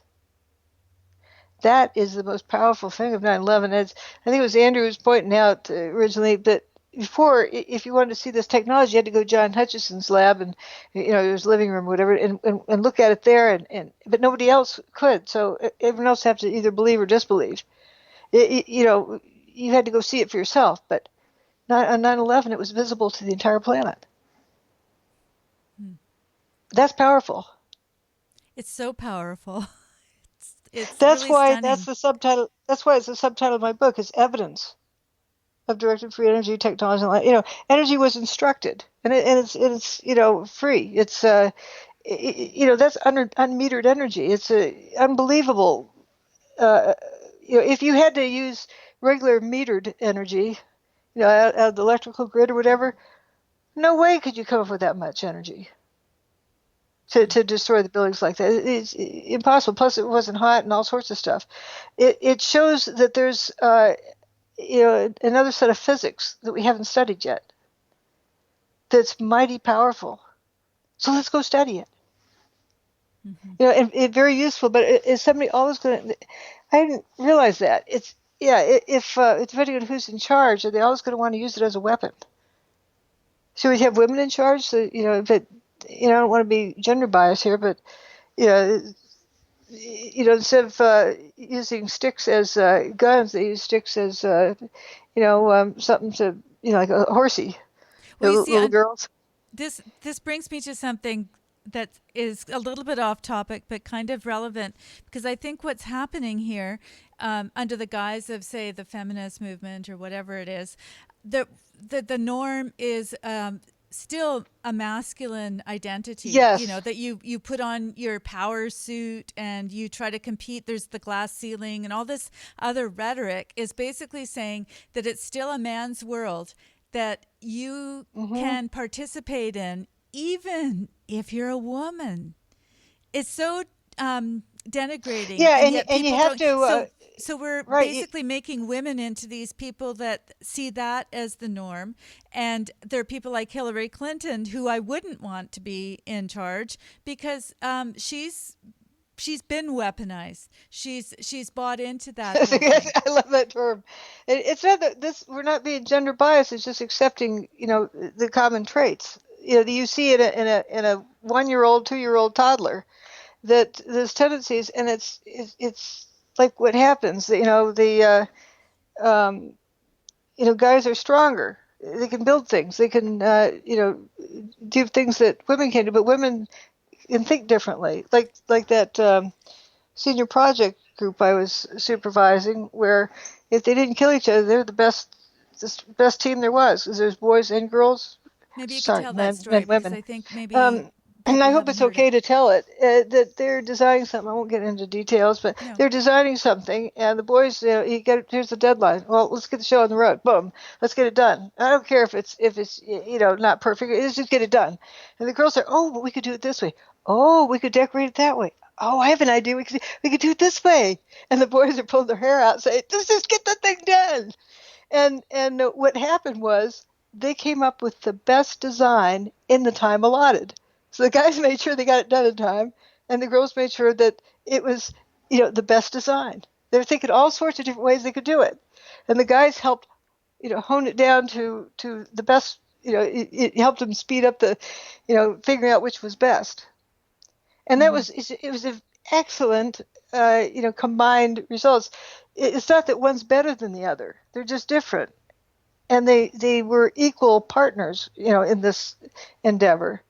And I think the typical normal husband wife team is like that. If we think about how our parents were, this generation is different, but I mean it's more splintered because we don't have a mommy and daddy at home. But it was that I'll go ahead and talk about my own family. Is my mother would design like they're building a cabin, and so she designed how it would be, and then went out and bought the lumber, brought it back, or had plunked it down, and handed my dad the directions, and he starts hammering and putting it together. Mm-hmm. And then after it's together, she starts, decorating the insides of it, in the details, and this looks nice here and that's over there, and but it was a perfect team for that, and figuring out how to get men and women together to be like that, but power out of control. I mean, guys are very power driven. Why do they send them off to war? And they get trained, kill, kill, kill, and as a youngster, can get geared up for that. Well, they take that natural risk factor that young boys have. They Yeah, have a right. real And they weaponize it. They weaponize it because it can be a very positive thing. It was in the old days they had to go out into the forest and get the food. They had to gather the food for the family, and it took a certain amount of risk and stealth and all these wonderful gifts that people have. And then, of course, we don't have war to be able to engage them in, so we got to create one so that we can, take all those really positive gifts and put them into the battlefield. And I guess corporate ladder climbing is like another kind of war. So it's related to the chickens. It's establishing the pecking order. As chicks start growing up and the boys start getting older, as they're approaching adolescence, you see their collars, their feathers around their neck. You get out and they bow down. They jump up and kick each other, and they're squaring off with each other. See who's bigger and better. And then this one takes on this other one. They establish, their pecking order. The girls don't have to do that. Well, I think that this is where someone like Jordan Peterson would have something to say about this. Now, I don't want to speak for him, but I have heard him talk about this idea of having physical play, and he talks about it with both his daughter and his son, where he. But this is a different issue than that. This is a different thing, but I think sometimes right. We say so let's finish. Right, let's finish this thing first. So what the boys are doing though is they are establishing a pecking order. They don't do it real viciously. And girls will do it, but it's like I'm better than you, but it's not to the death kind of thing. But the boys do it, and when they get to a certain age, the weaker ones who didn't rise up, you're only going to have one rooster with a group, and so they have to move off to a different place.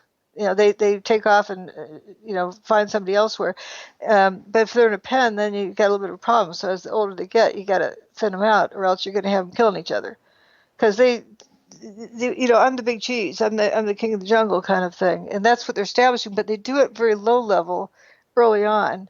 It is kind of like play, but then they don't have to kill each other. But they establish, okay, I know you're better than I am. I give up. Okay, I acknowledge that, and go on. And I guess in a way that boys do that in the playground, but there's something else. Okay, now I'll switch subjects.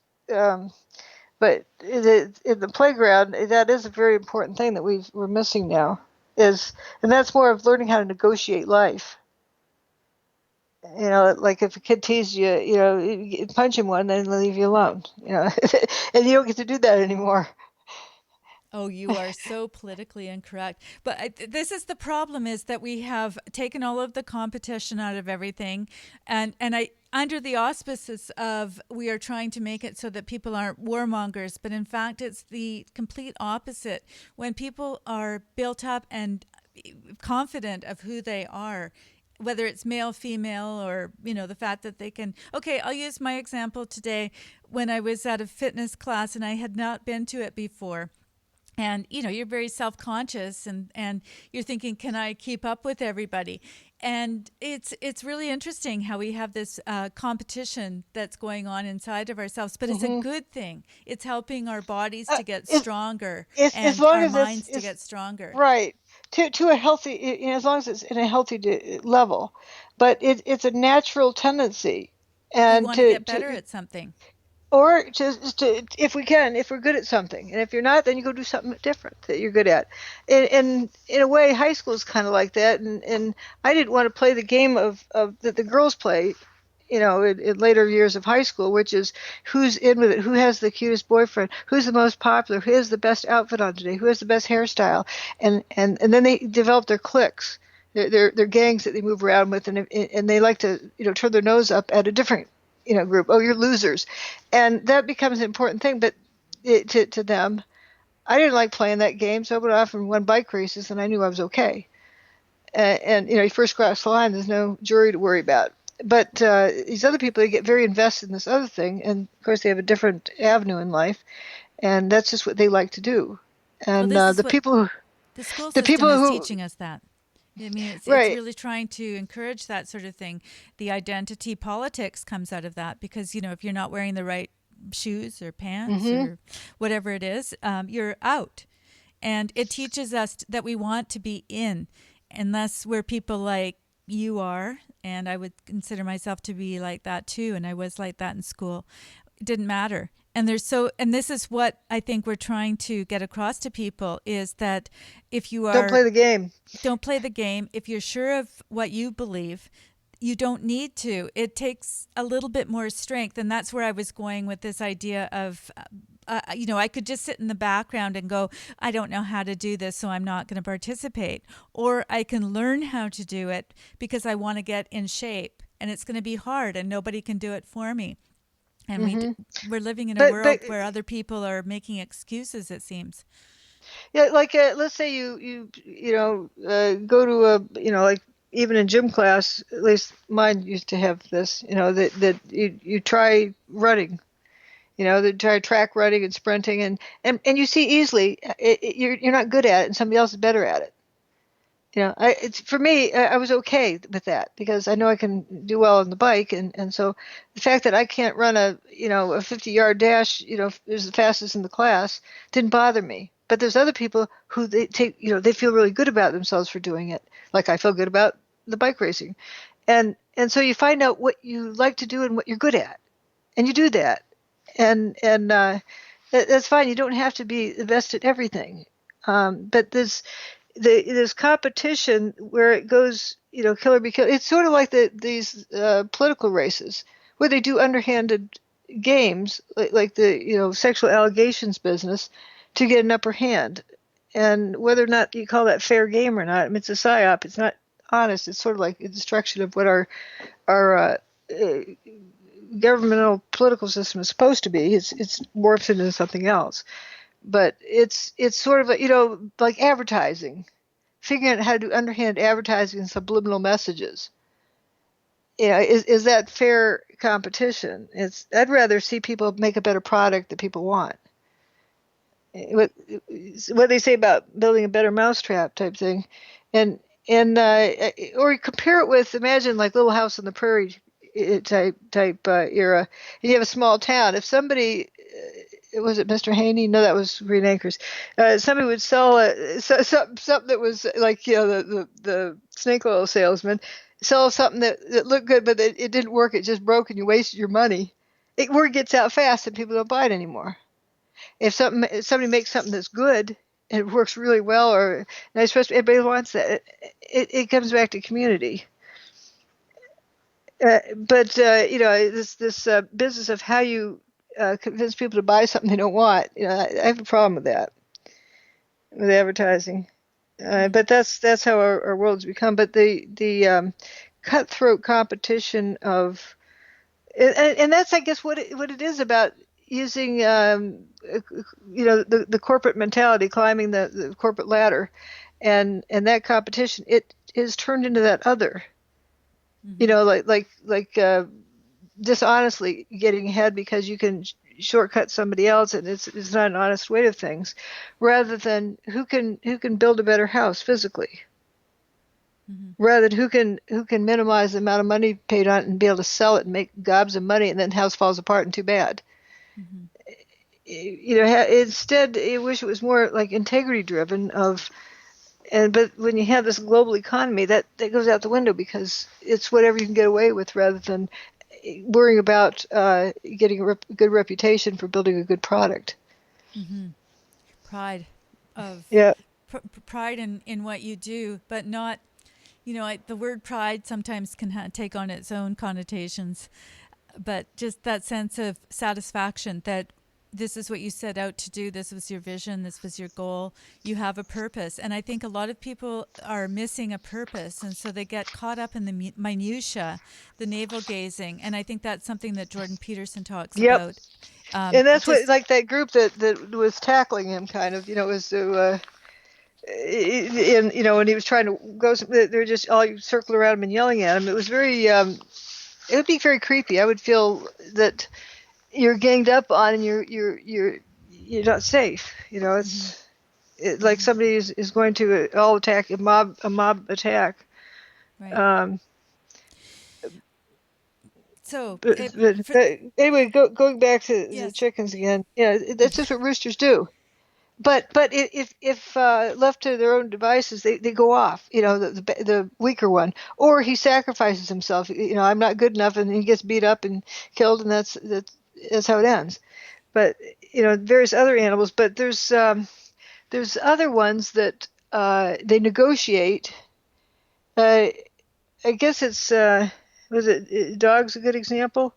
Yeah, it's a good example. They like they go in packs and they need each other, but they want to establish who's the big cheese, who's in charge. And so they battle, but they don't do it to the death, because they need that guy to be a good hunter with them, with in the pack. But the weaker one, rolls over and lets the big guy bite his throat and says, you can kill me if you feel like it. I give up.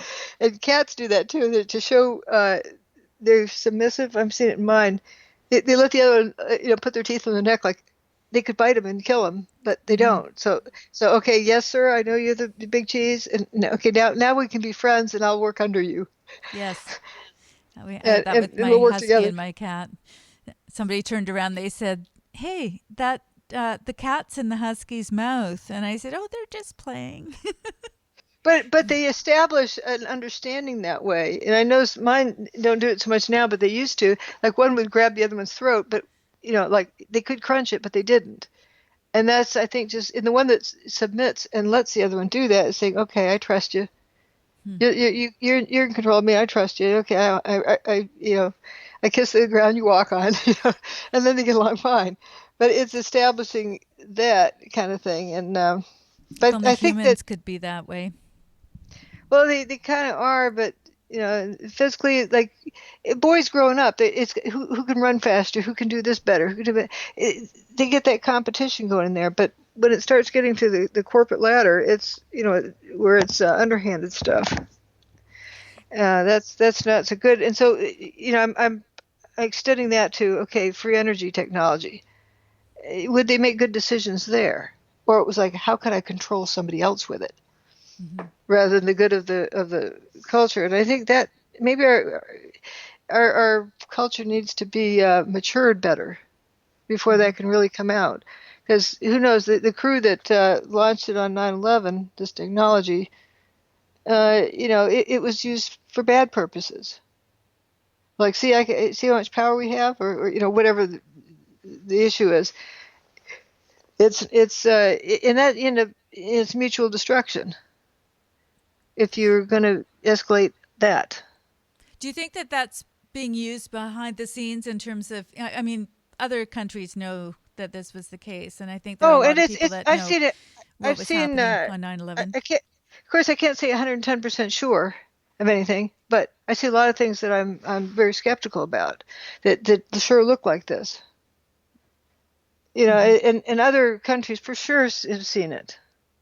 And I think well, okay, this is the question. It's not about what I think. I'm just wondering if in behind the scenes, because they all know that this technology exists, if there isn't a higher level of détente or discussion happening than we can even understand, because they're basically saying, look, we could wipe you out completely. It's not about Yeah, rockets yeah, like see coming what we across have. the, Right. yeah, It's not like see what we have, but the rocket story, and firecrackers on a missile, it convinces the public to, don't think outside the box. like the Don't moon. look at the evidence. Well, I Right. think It's just the space program is one of those things that is actually was there to actually do convince something us else. that this was possible, because that's not it's not as advertised either. And I'm really Well, it's curious. not. It's Well, not. No, wait, hang on. I'm going to correct you on that. okay, The space program, I don't think is there to convince us of that.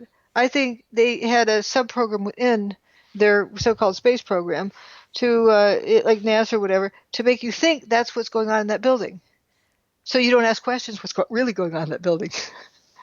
oh sure, but the Yeah, outward appearance is, oh, we go to space that's on a right. firecracker.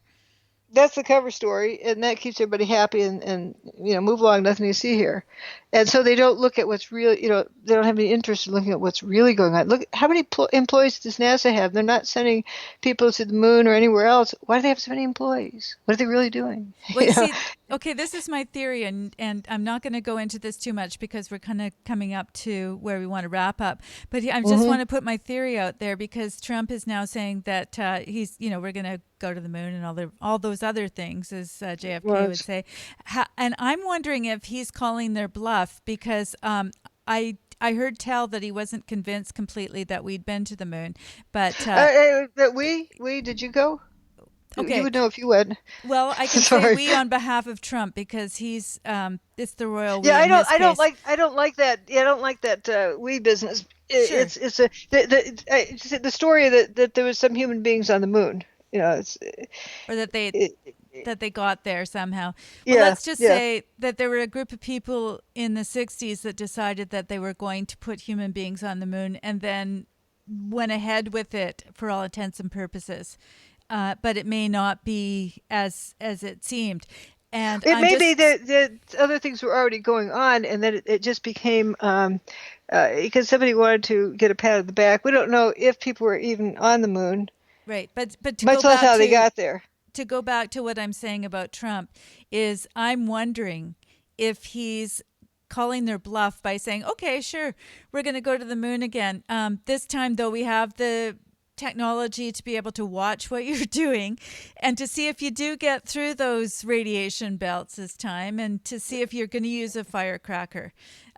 Because it just feels to me that it's a bit of, I don't know, I feel like it's a bit of a game that he's Oh, playing with NASA. I think it's the same thing as the JFK thing about going to the moon.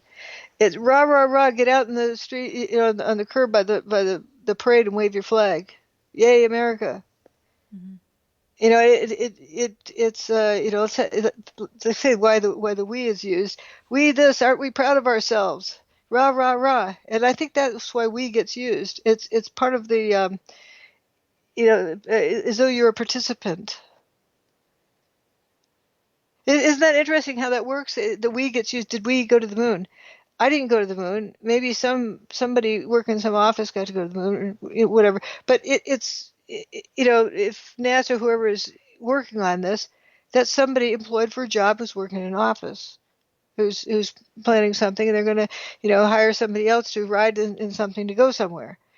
I'm not part of that. So I think the we is used so much about the moon, and about what Trump's talking about is for national spirit, or rah, aren't we great, we, like people at a Fourth of July parade sitting up the side of the road waving their flag like they're part of it. And To say that for me, I just wanted to yeah, put my stake in the ground to say that I think that, besides what you're saying there, which I agree with, that there might be something going on here where he's just doing a little bit of a mind psyop. Well, mind game. I know this is psyop. It's always a psyop. That just like in the '60s, it was a psyop.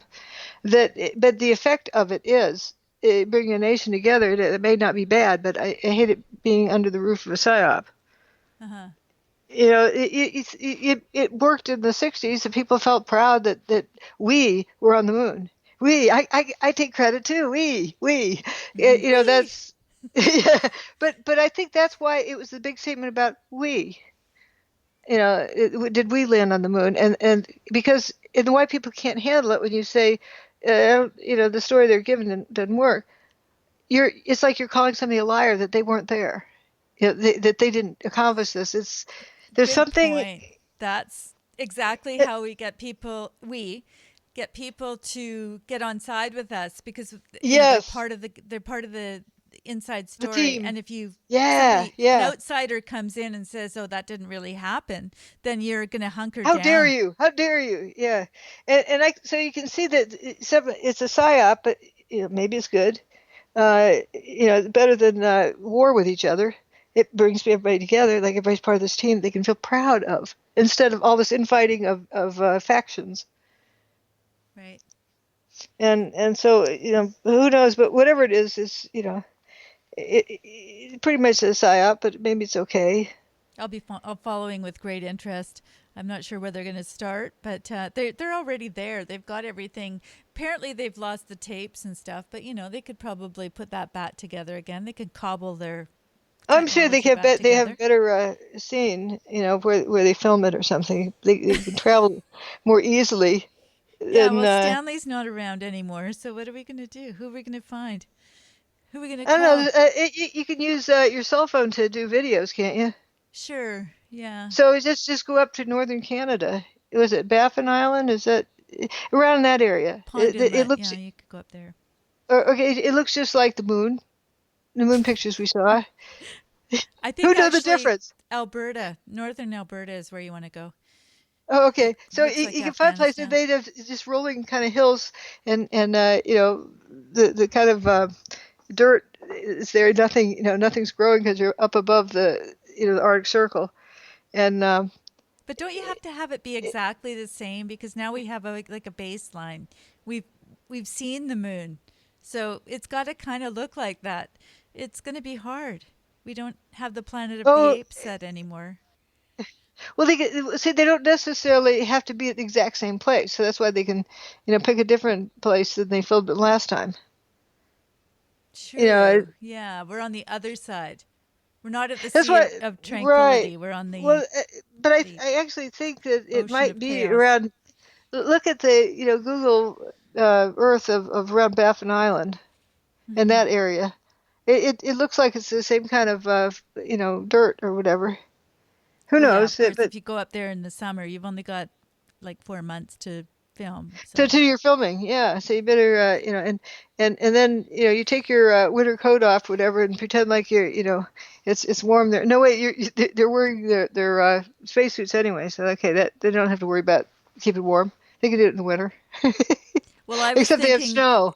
yeah, Oh well, yeah, you're they have going to have to snow. give them a special incentive because it actually could be a little bit chilly. So you don't, you know, Oh, not when they're not when they're filming, but when they take the spacesuit off because they have to breathe. But yeah, they have the problem with the snow in the picture, true. and that would be a problem. So it Uh, is fun, you know, theorizing like that or back. It's just kind of a silly, but that's play. That's being playful, and it's good to be playful, and it could be true, you know. But it's you know, just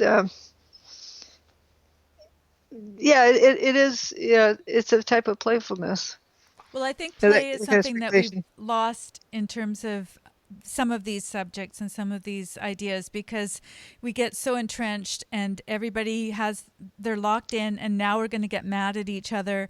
Now, when I was talking the other night to a friend of mine, we were chatting about various things, and I just had to say before we entered into it, that even if I'm invested, I'm not invested in convincing you that anything that I think is true. So let's try out some ideas. I'm open to your ideas. Throw them on out there. And I think we need to do that a little bit more. And that is a form of Mm-hmm. play. Um, Mm-hmm. we don't, we can Yeah, be, sorry.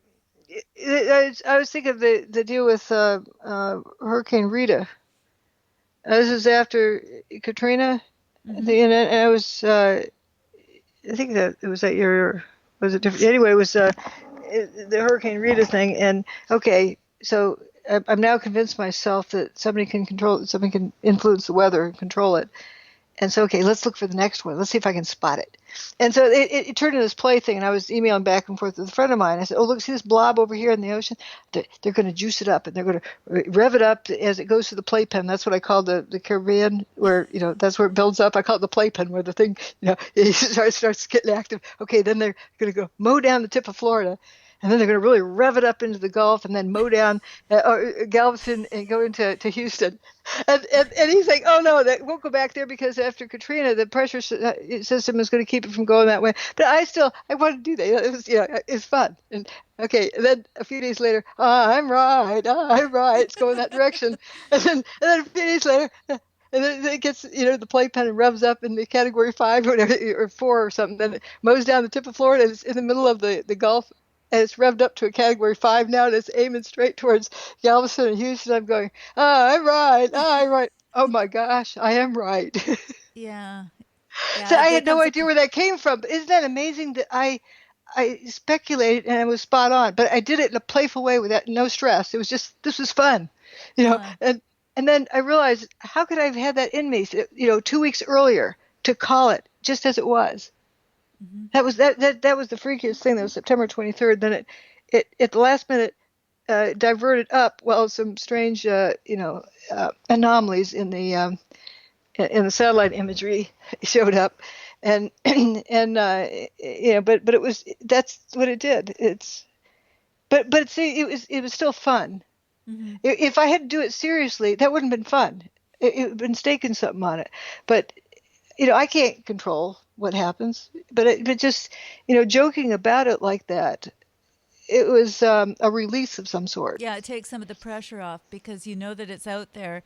And so rather than sitting around Well, speculating, this it's was fun way to look before at the just yeah. go on the satellite photos and start to really put your money No, where but your this was mouth this is. was this was 2 weeks before it was even talked about, before it was even a hurricane. And actually, I think it was Patrick is what I was calling it. But Patrick was named like an hour before. Hmm. Another storm reached strong enough to get that name, but I was calling it Patrick because it was a list of what names when storms get big Right. enough they get a name. So I was picking that out as Patrick, and they don't do a Q, so Rita was the next one. But this is way before it was a storm, and I was just playfully just joking around. I'm not a meteorologist, but it Yeah. was the weirdest coincidence, freaky. Yes. That 2 weeks ahead of time, and just joking around. But again, that was kind of fun to do. So what was in my intuition that drove me there?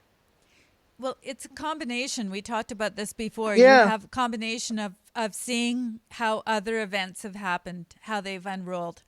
And then you start to see Mhm. the signs because, there Yeah. are Even though I those right, the right. Even though it wasn't conscious, it was subconscious. because And you hear the rhetoric starting, and it's like certain dates yep, also, like 7/7, that and apparently the flag was a different way, and there's all sorts you're of right. different Thank things you. happening that You're uh, right. You're right. Because sorry. I've been, have been wondering ever since then. This was in 2005.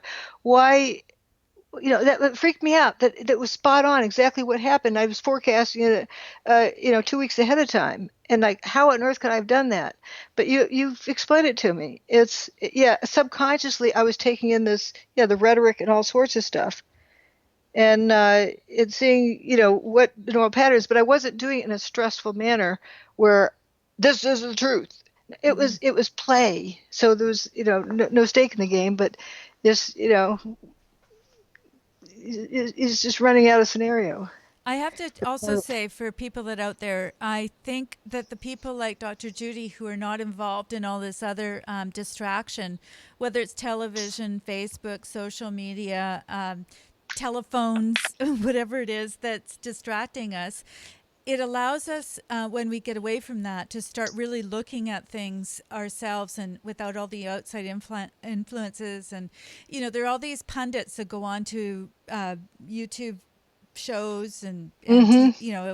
TV shows, and they sit and chase their tail. They just talk about things over and over and over again.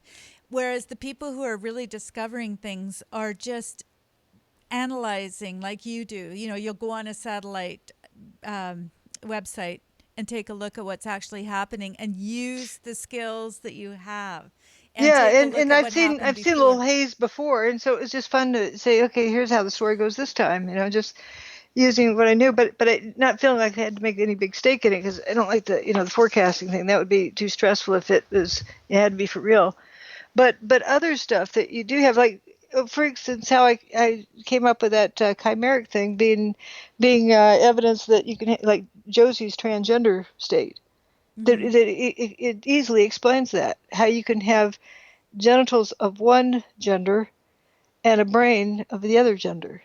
Mm-hmm. But I just look at it different state, and you put the data in your mind. You just follow uh, interesting concepts. Oh, one thing we didn't cover about that was the guy inside the guy's belly.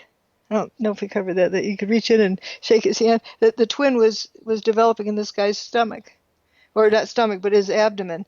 And it was he's like 35 or 36 years old, and he was about to die because this tumor had gotten too big, and they immediately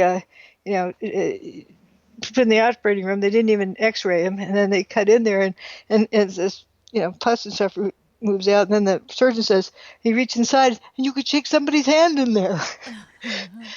It was a Uh-huh. bunch of bones. It wasn't a regularly formed human, but amazing. It was that's got to be one of the strangest things. So But he to ended pick up up, with his with the embryo inside of his body, yeah, est- essentially. the twin, yeah, the twin, and it had long bones. It had a hand, a real hand. It didn't have a head. It's tied in with his blood system, but it was how the chimeric twin, merged, and that's how it got divided out. But his abdomen was his twin, parts of his twin. It wasn't really a full being.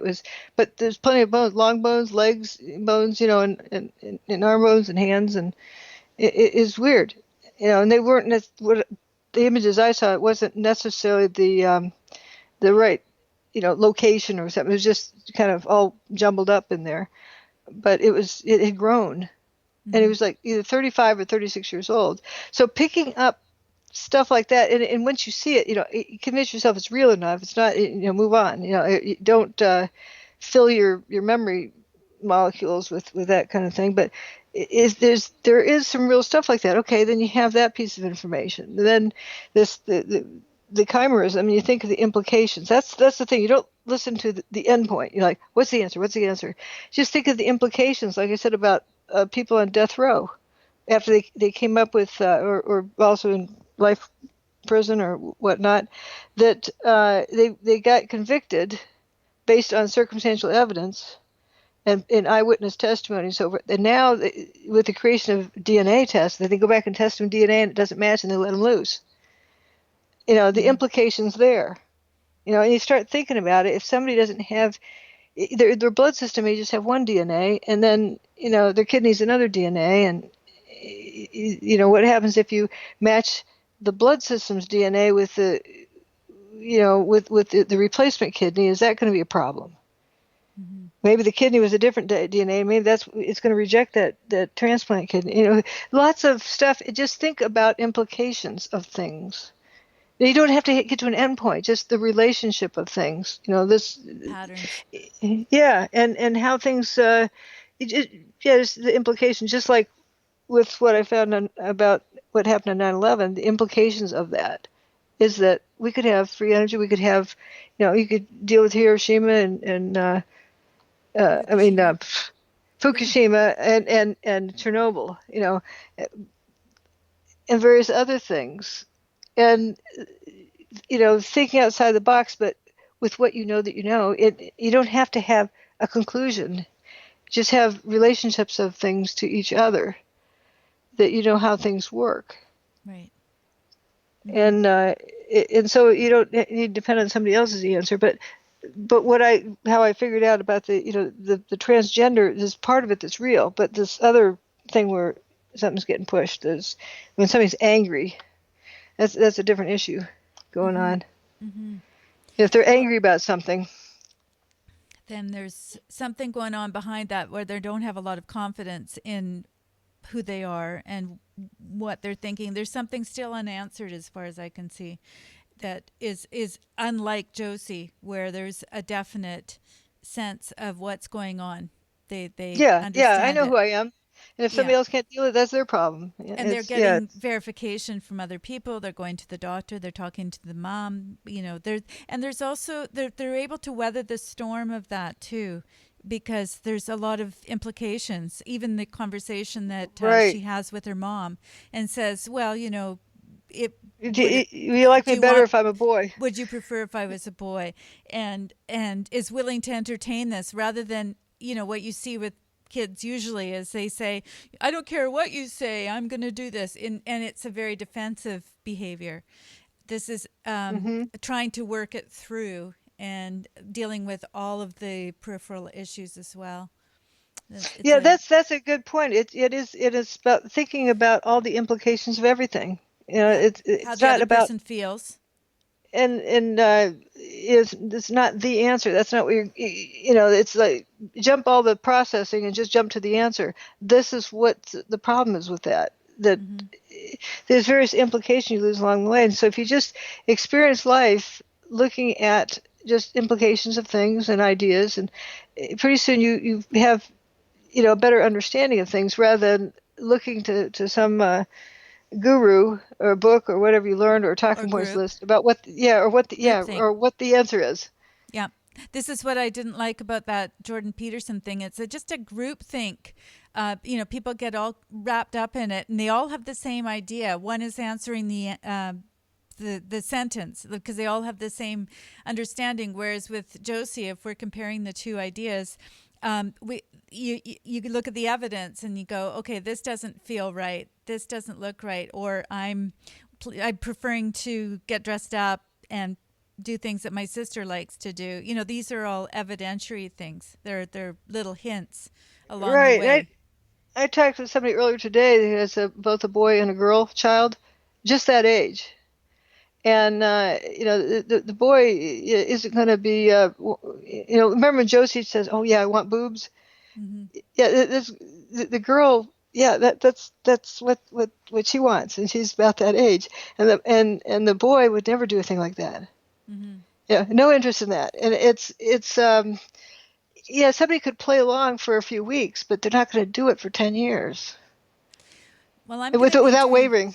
I just want people to know that I'm going to be exploring some of these ideas, and I don't know how much Yeah. Dr. Judy is going to be wanting to be involved with my particular project, but I have some ideas and that come out of my own experience, and so that's going to be coming up. I'm just a little. It's such a teaser that I'm not even really able to articulate it But see, completely. that's what is so valuable is it's your experience, and so you know it. Hmm. And that's what I think is so good that people have their own experience that other people don't have. Well, what I want to And do is bring my experience out, but I also think that the subject matter that I'm going to be talking about is something that I can really say that has been completely taboo, and it has a lot to do with women. And it's something that women have a very difficult time talking about generally anyway, and that or you is can warn the dismissed. guys what day it is so they don't have to listen. That's right. Yeah, you guys don't have to tune in. But what I do want to encourage people to do is to go over to Character Driven. As I say, I've just revamped things. There's only a few members right now, and what I'm going to do there is I'm going to anytime that Dr. Judy and I talk, I'm going to be putting some of the media up there, sort of preparation for the next week. And Wonderful. and so it's an interactive community so that people that are joining in here can go over there. They can get to know each other a little bit. There's another fellow, he was on the show. His name is Ray, but he goes under the name of Doc on Character Driven. It's very easy to log in. If you already have a Facebook account, you can just use that. You don't have to add anything. It's not about getting information about you. It's about creating a community and sort of I'm putting my website where my mouth is and trying to create a kind of universal a place, a repository. And so you can listen to the live stream there. I have a radio show that I have on there as well, but that's not the point. But it also has things like this. I'm going to, it's all on the website. And then from there, you can share it on your social media site and get people interacting. And I haven't talked to Dr. Judy about this, but I would like to have a way of getting the book there, and then I can get the information to her somehow so that you have a way of communicating with her that way, sort of a conduit. But we're in touch during the week, and often we talk about various things like this this documentary about Josie, and I want to post it on the site so that you have all these resources, the Jordan Peterson, all these different things, and you can go over that information and share it with your friends and be prepared. Now, the other thing is we talked about is having people come on the show, and I think it was Bayou Guru, who's in the group there. He was the one that was talking about getting a signed copy, and so people that come onto the site and are members, we will consider them for future shows. If you have questions or things that you would like to talk about with Dr. Judy, that's going to be the vetting process, I think, so that we don't just have random people, and we can actually get a topic going or a particular part of the book that we can chat about. And if you're or a open to it, particular thought process too. thought process, Like if exactly. somebody realized I believe this, and this, but I look at the evidence and I realize I need to open my eyes, look at the world around me, that type of thing. Exactly. So that's an idea for upcoming shows, and we're going to be doing that in the new year. And also we may end up doing a presentation. I don't know how you feel about that, but we won't. I'm not committing to anything. I'm just saying that if there's enough interest in that, there might be people who I'm looking for people who really are skeptical. So people that understand certain aspects of what we're talking about. We had someone who was a metal worker once, and he was quite astounded.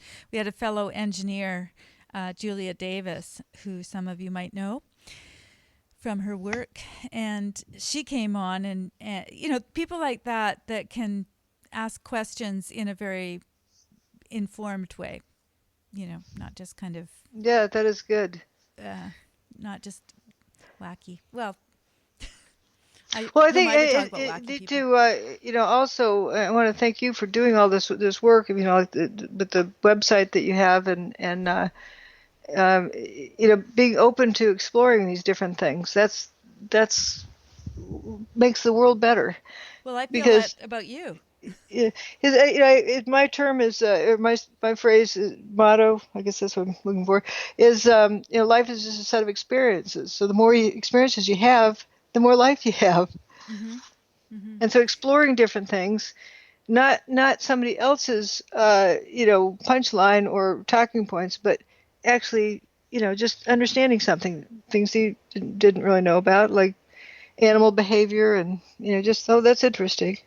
Yeah, all that's really interesting, and I think it's really important to have other people that we can talk to, that we're not having to convince of things, because a lot of our life is spent with people calling us conspiracy theorists or having different ideas, and sometimes it's just really nice to be around people or even at a distance, but sort of how interacting with people who are kind of on the same page. We don't have to, it's a say no more kind of relationship, or it's on the same page as far as the answer being 27 isn't the goal, but that's what I mean. it's Not how it happened, not that we all agree that this was not the punchline, but the process of, there you go. Here's like we're exploring about Hurricane Rita, and like why I just randomly playing around got the course and the progress and everything it did to a T, down to a T.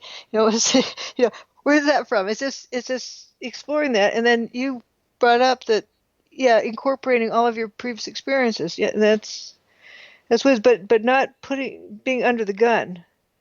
as, oh, I'm forecasting, but just playfully looking at stuff like that, that what your brain formulates and what it actually has picked up in life. That's how we learn. I call it Yeah. what ifing. What if this and this have some correlation? And I have to say on the website, one of the reasons that I like to have Ray there is because he has a perspective and he has his own understanding of things that he can bring to bear. Now, he doesn't have internet all the time, so this is a way of him checking in. He doesn't have to have a really good Skype line to be able to talk to us here, but he can help support some of the conversations that are going on or provide some information, resources, that sort of thing. So, and all of you people can be resource people too. I mean, everybody has their Yeah. gifts and talents. That's for sure. Yeah, I come up with an interesting, different facet on things that it is not about right and wrong and what the answer is.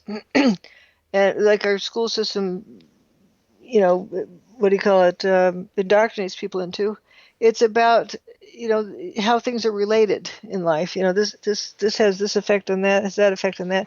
So you can figure out your own answers. Novel concept that is. Oh That's yeah. a great idea.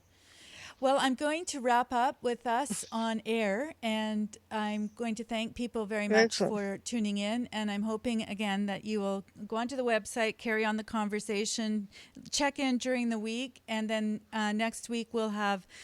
You'll have a clue about what we're going to be talking about. So and of course it's coming up to Christmas as well. So I don't expect everybody to be necessarily joining us here, but I'm going to put it there nonetheless.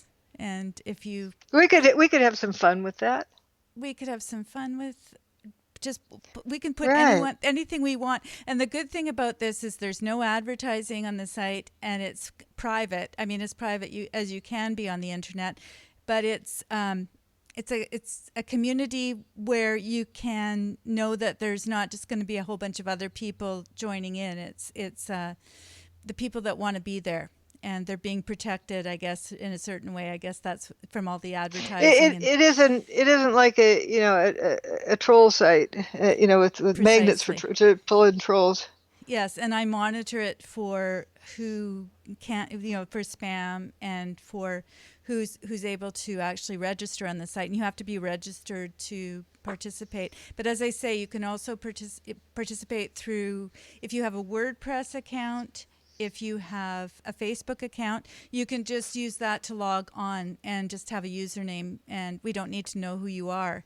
But at least you've got a sense that you're logged in, so that you don't have, it's not open to the world, if that makes sense. Yeah. Well, good night to the folks in the UK, and thanks for staying up late and listening. Yes, and thanks to everybody else. I'm going to say goodbye to all of you, and I'm going to have you stay tuned because we're going to be doing some other things. And so, as I say, stay tuned here on live stream, because if you are a subscriber, then you will find out about upcoming events. But go over to Character Driven, and you can be part of that community. And so, have a great week, and we will talk to you again next Saturday. Bye-bye.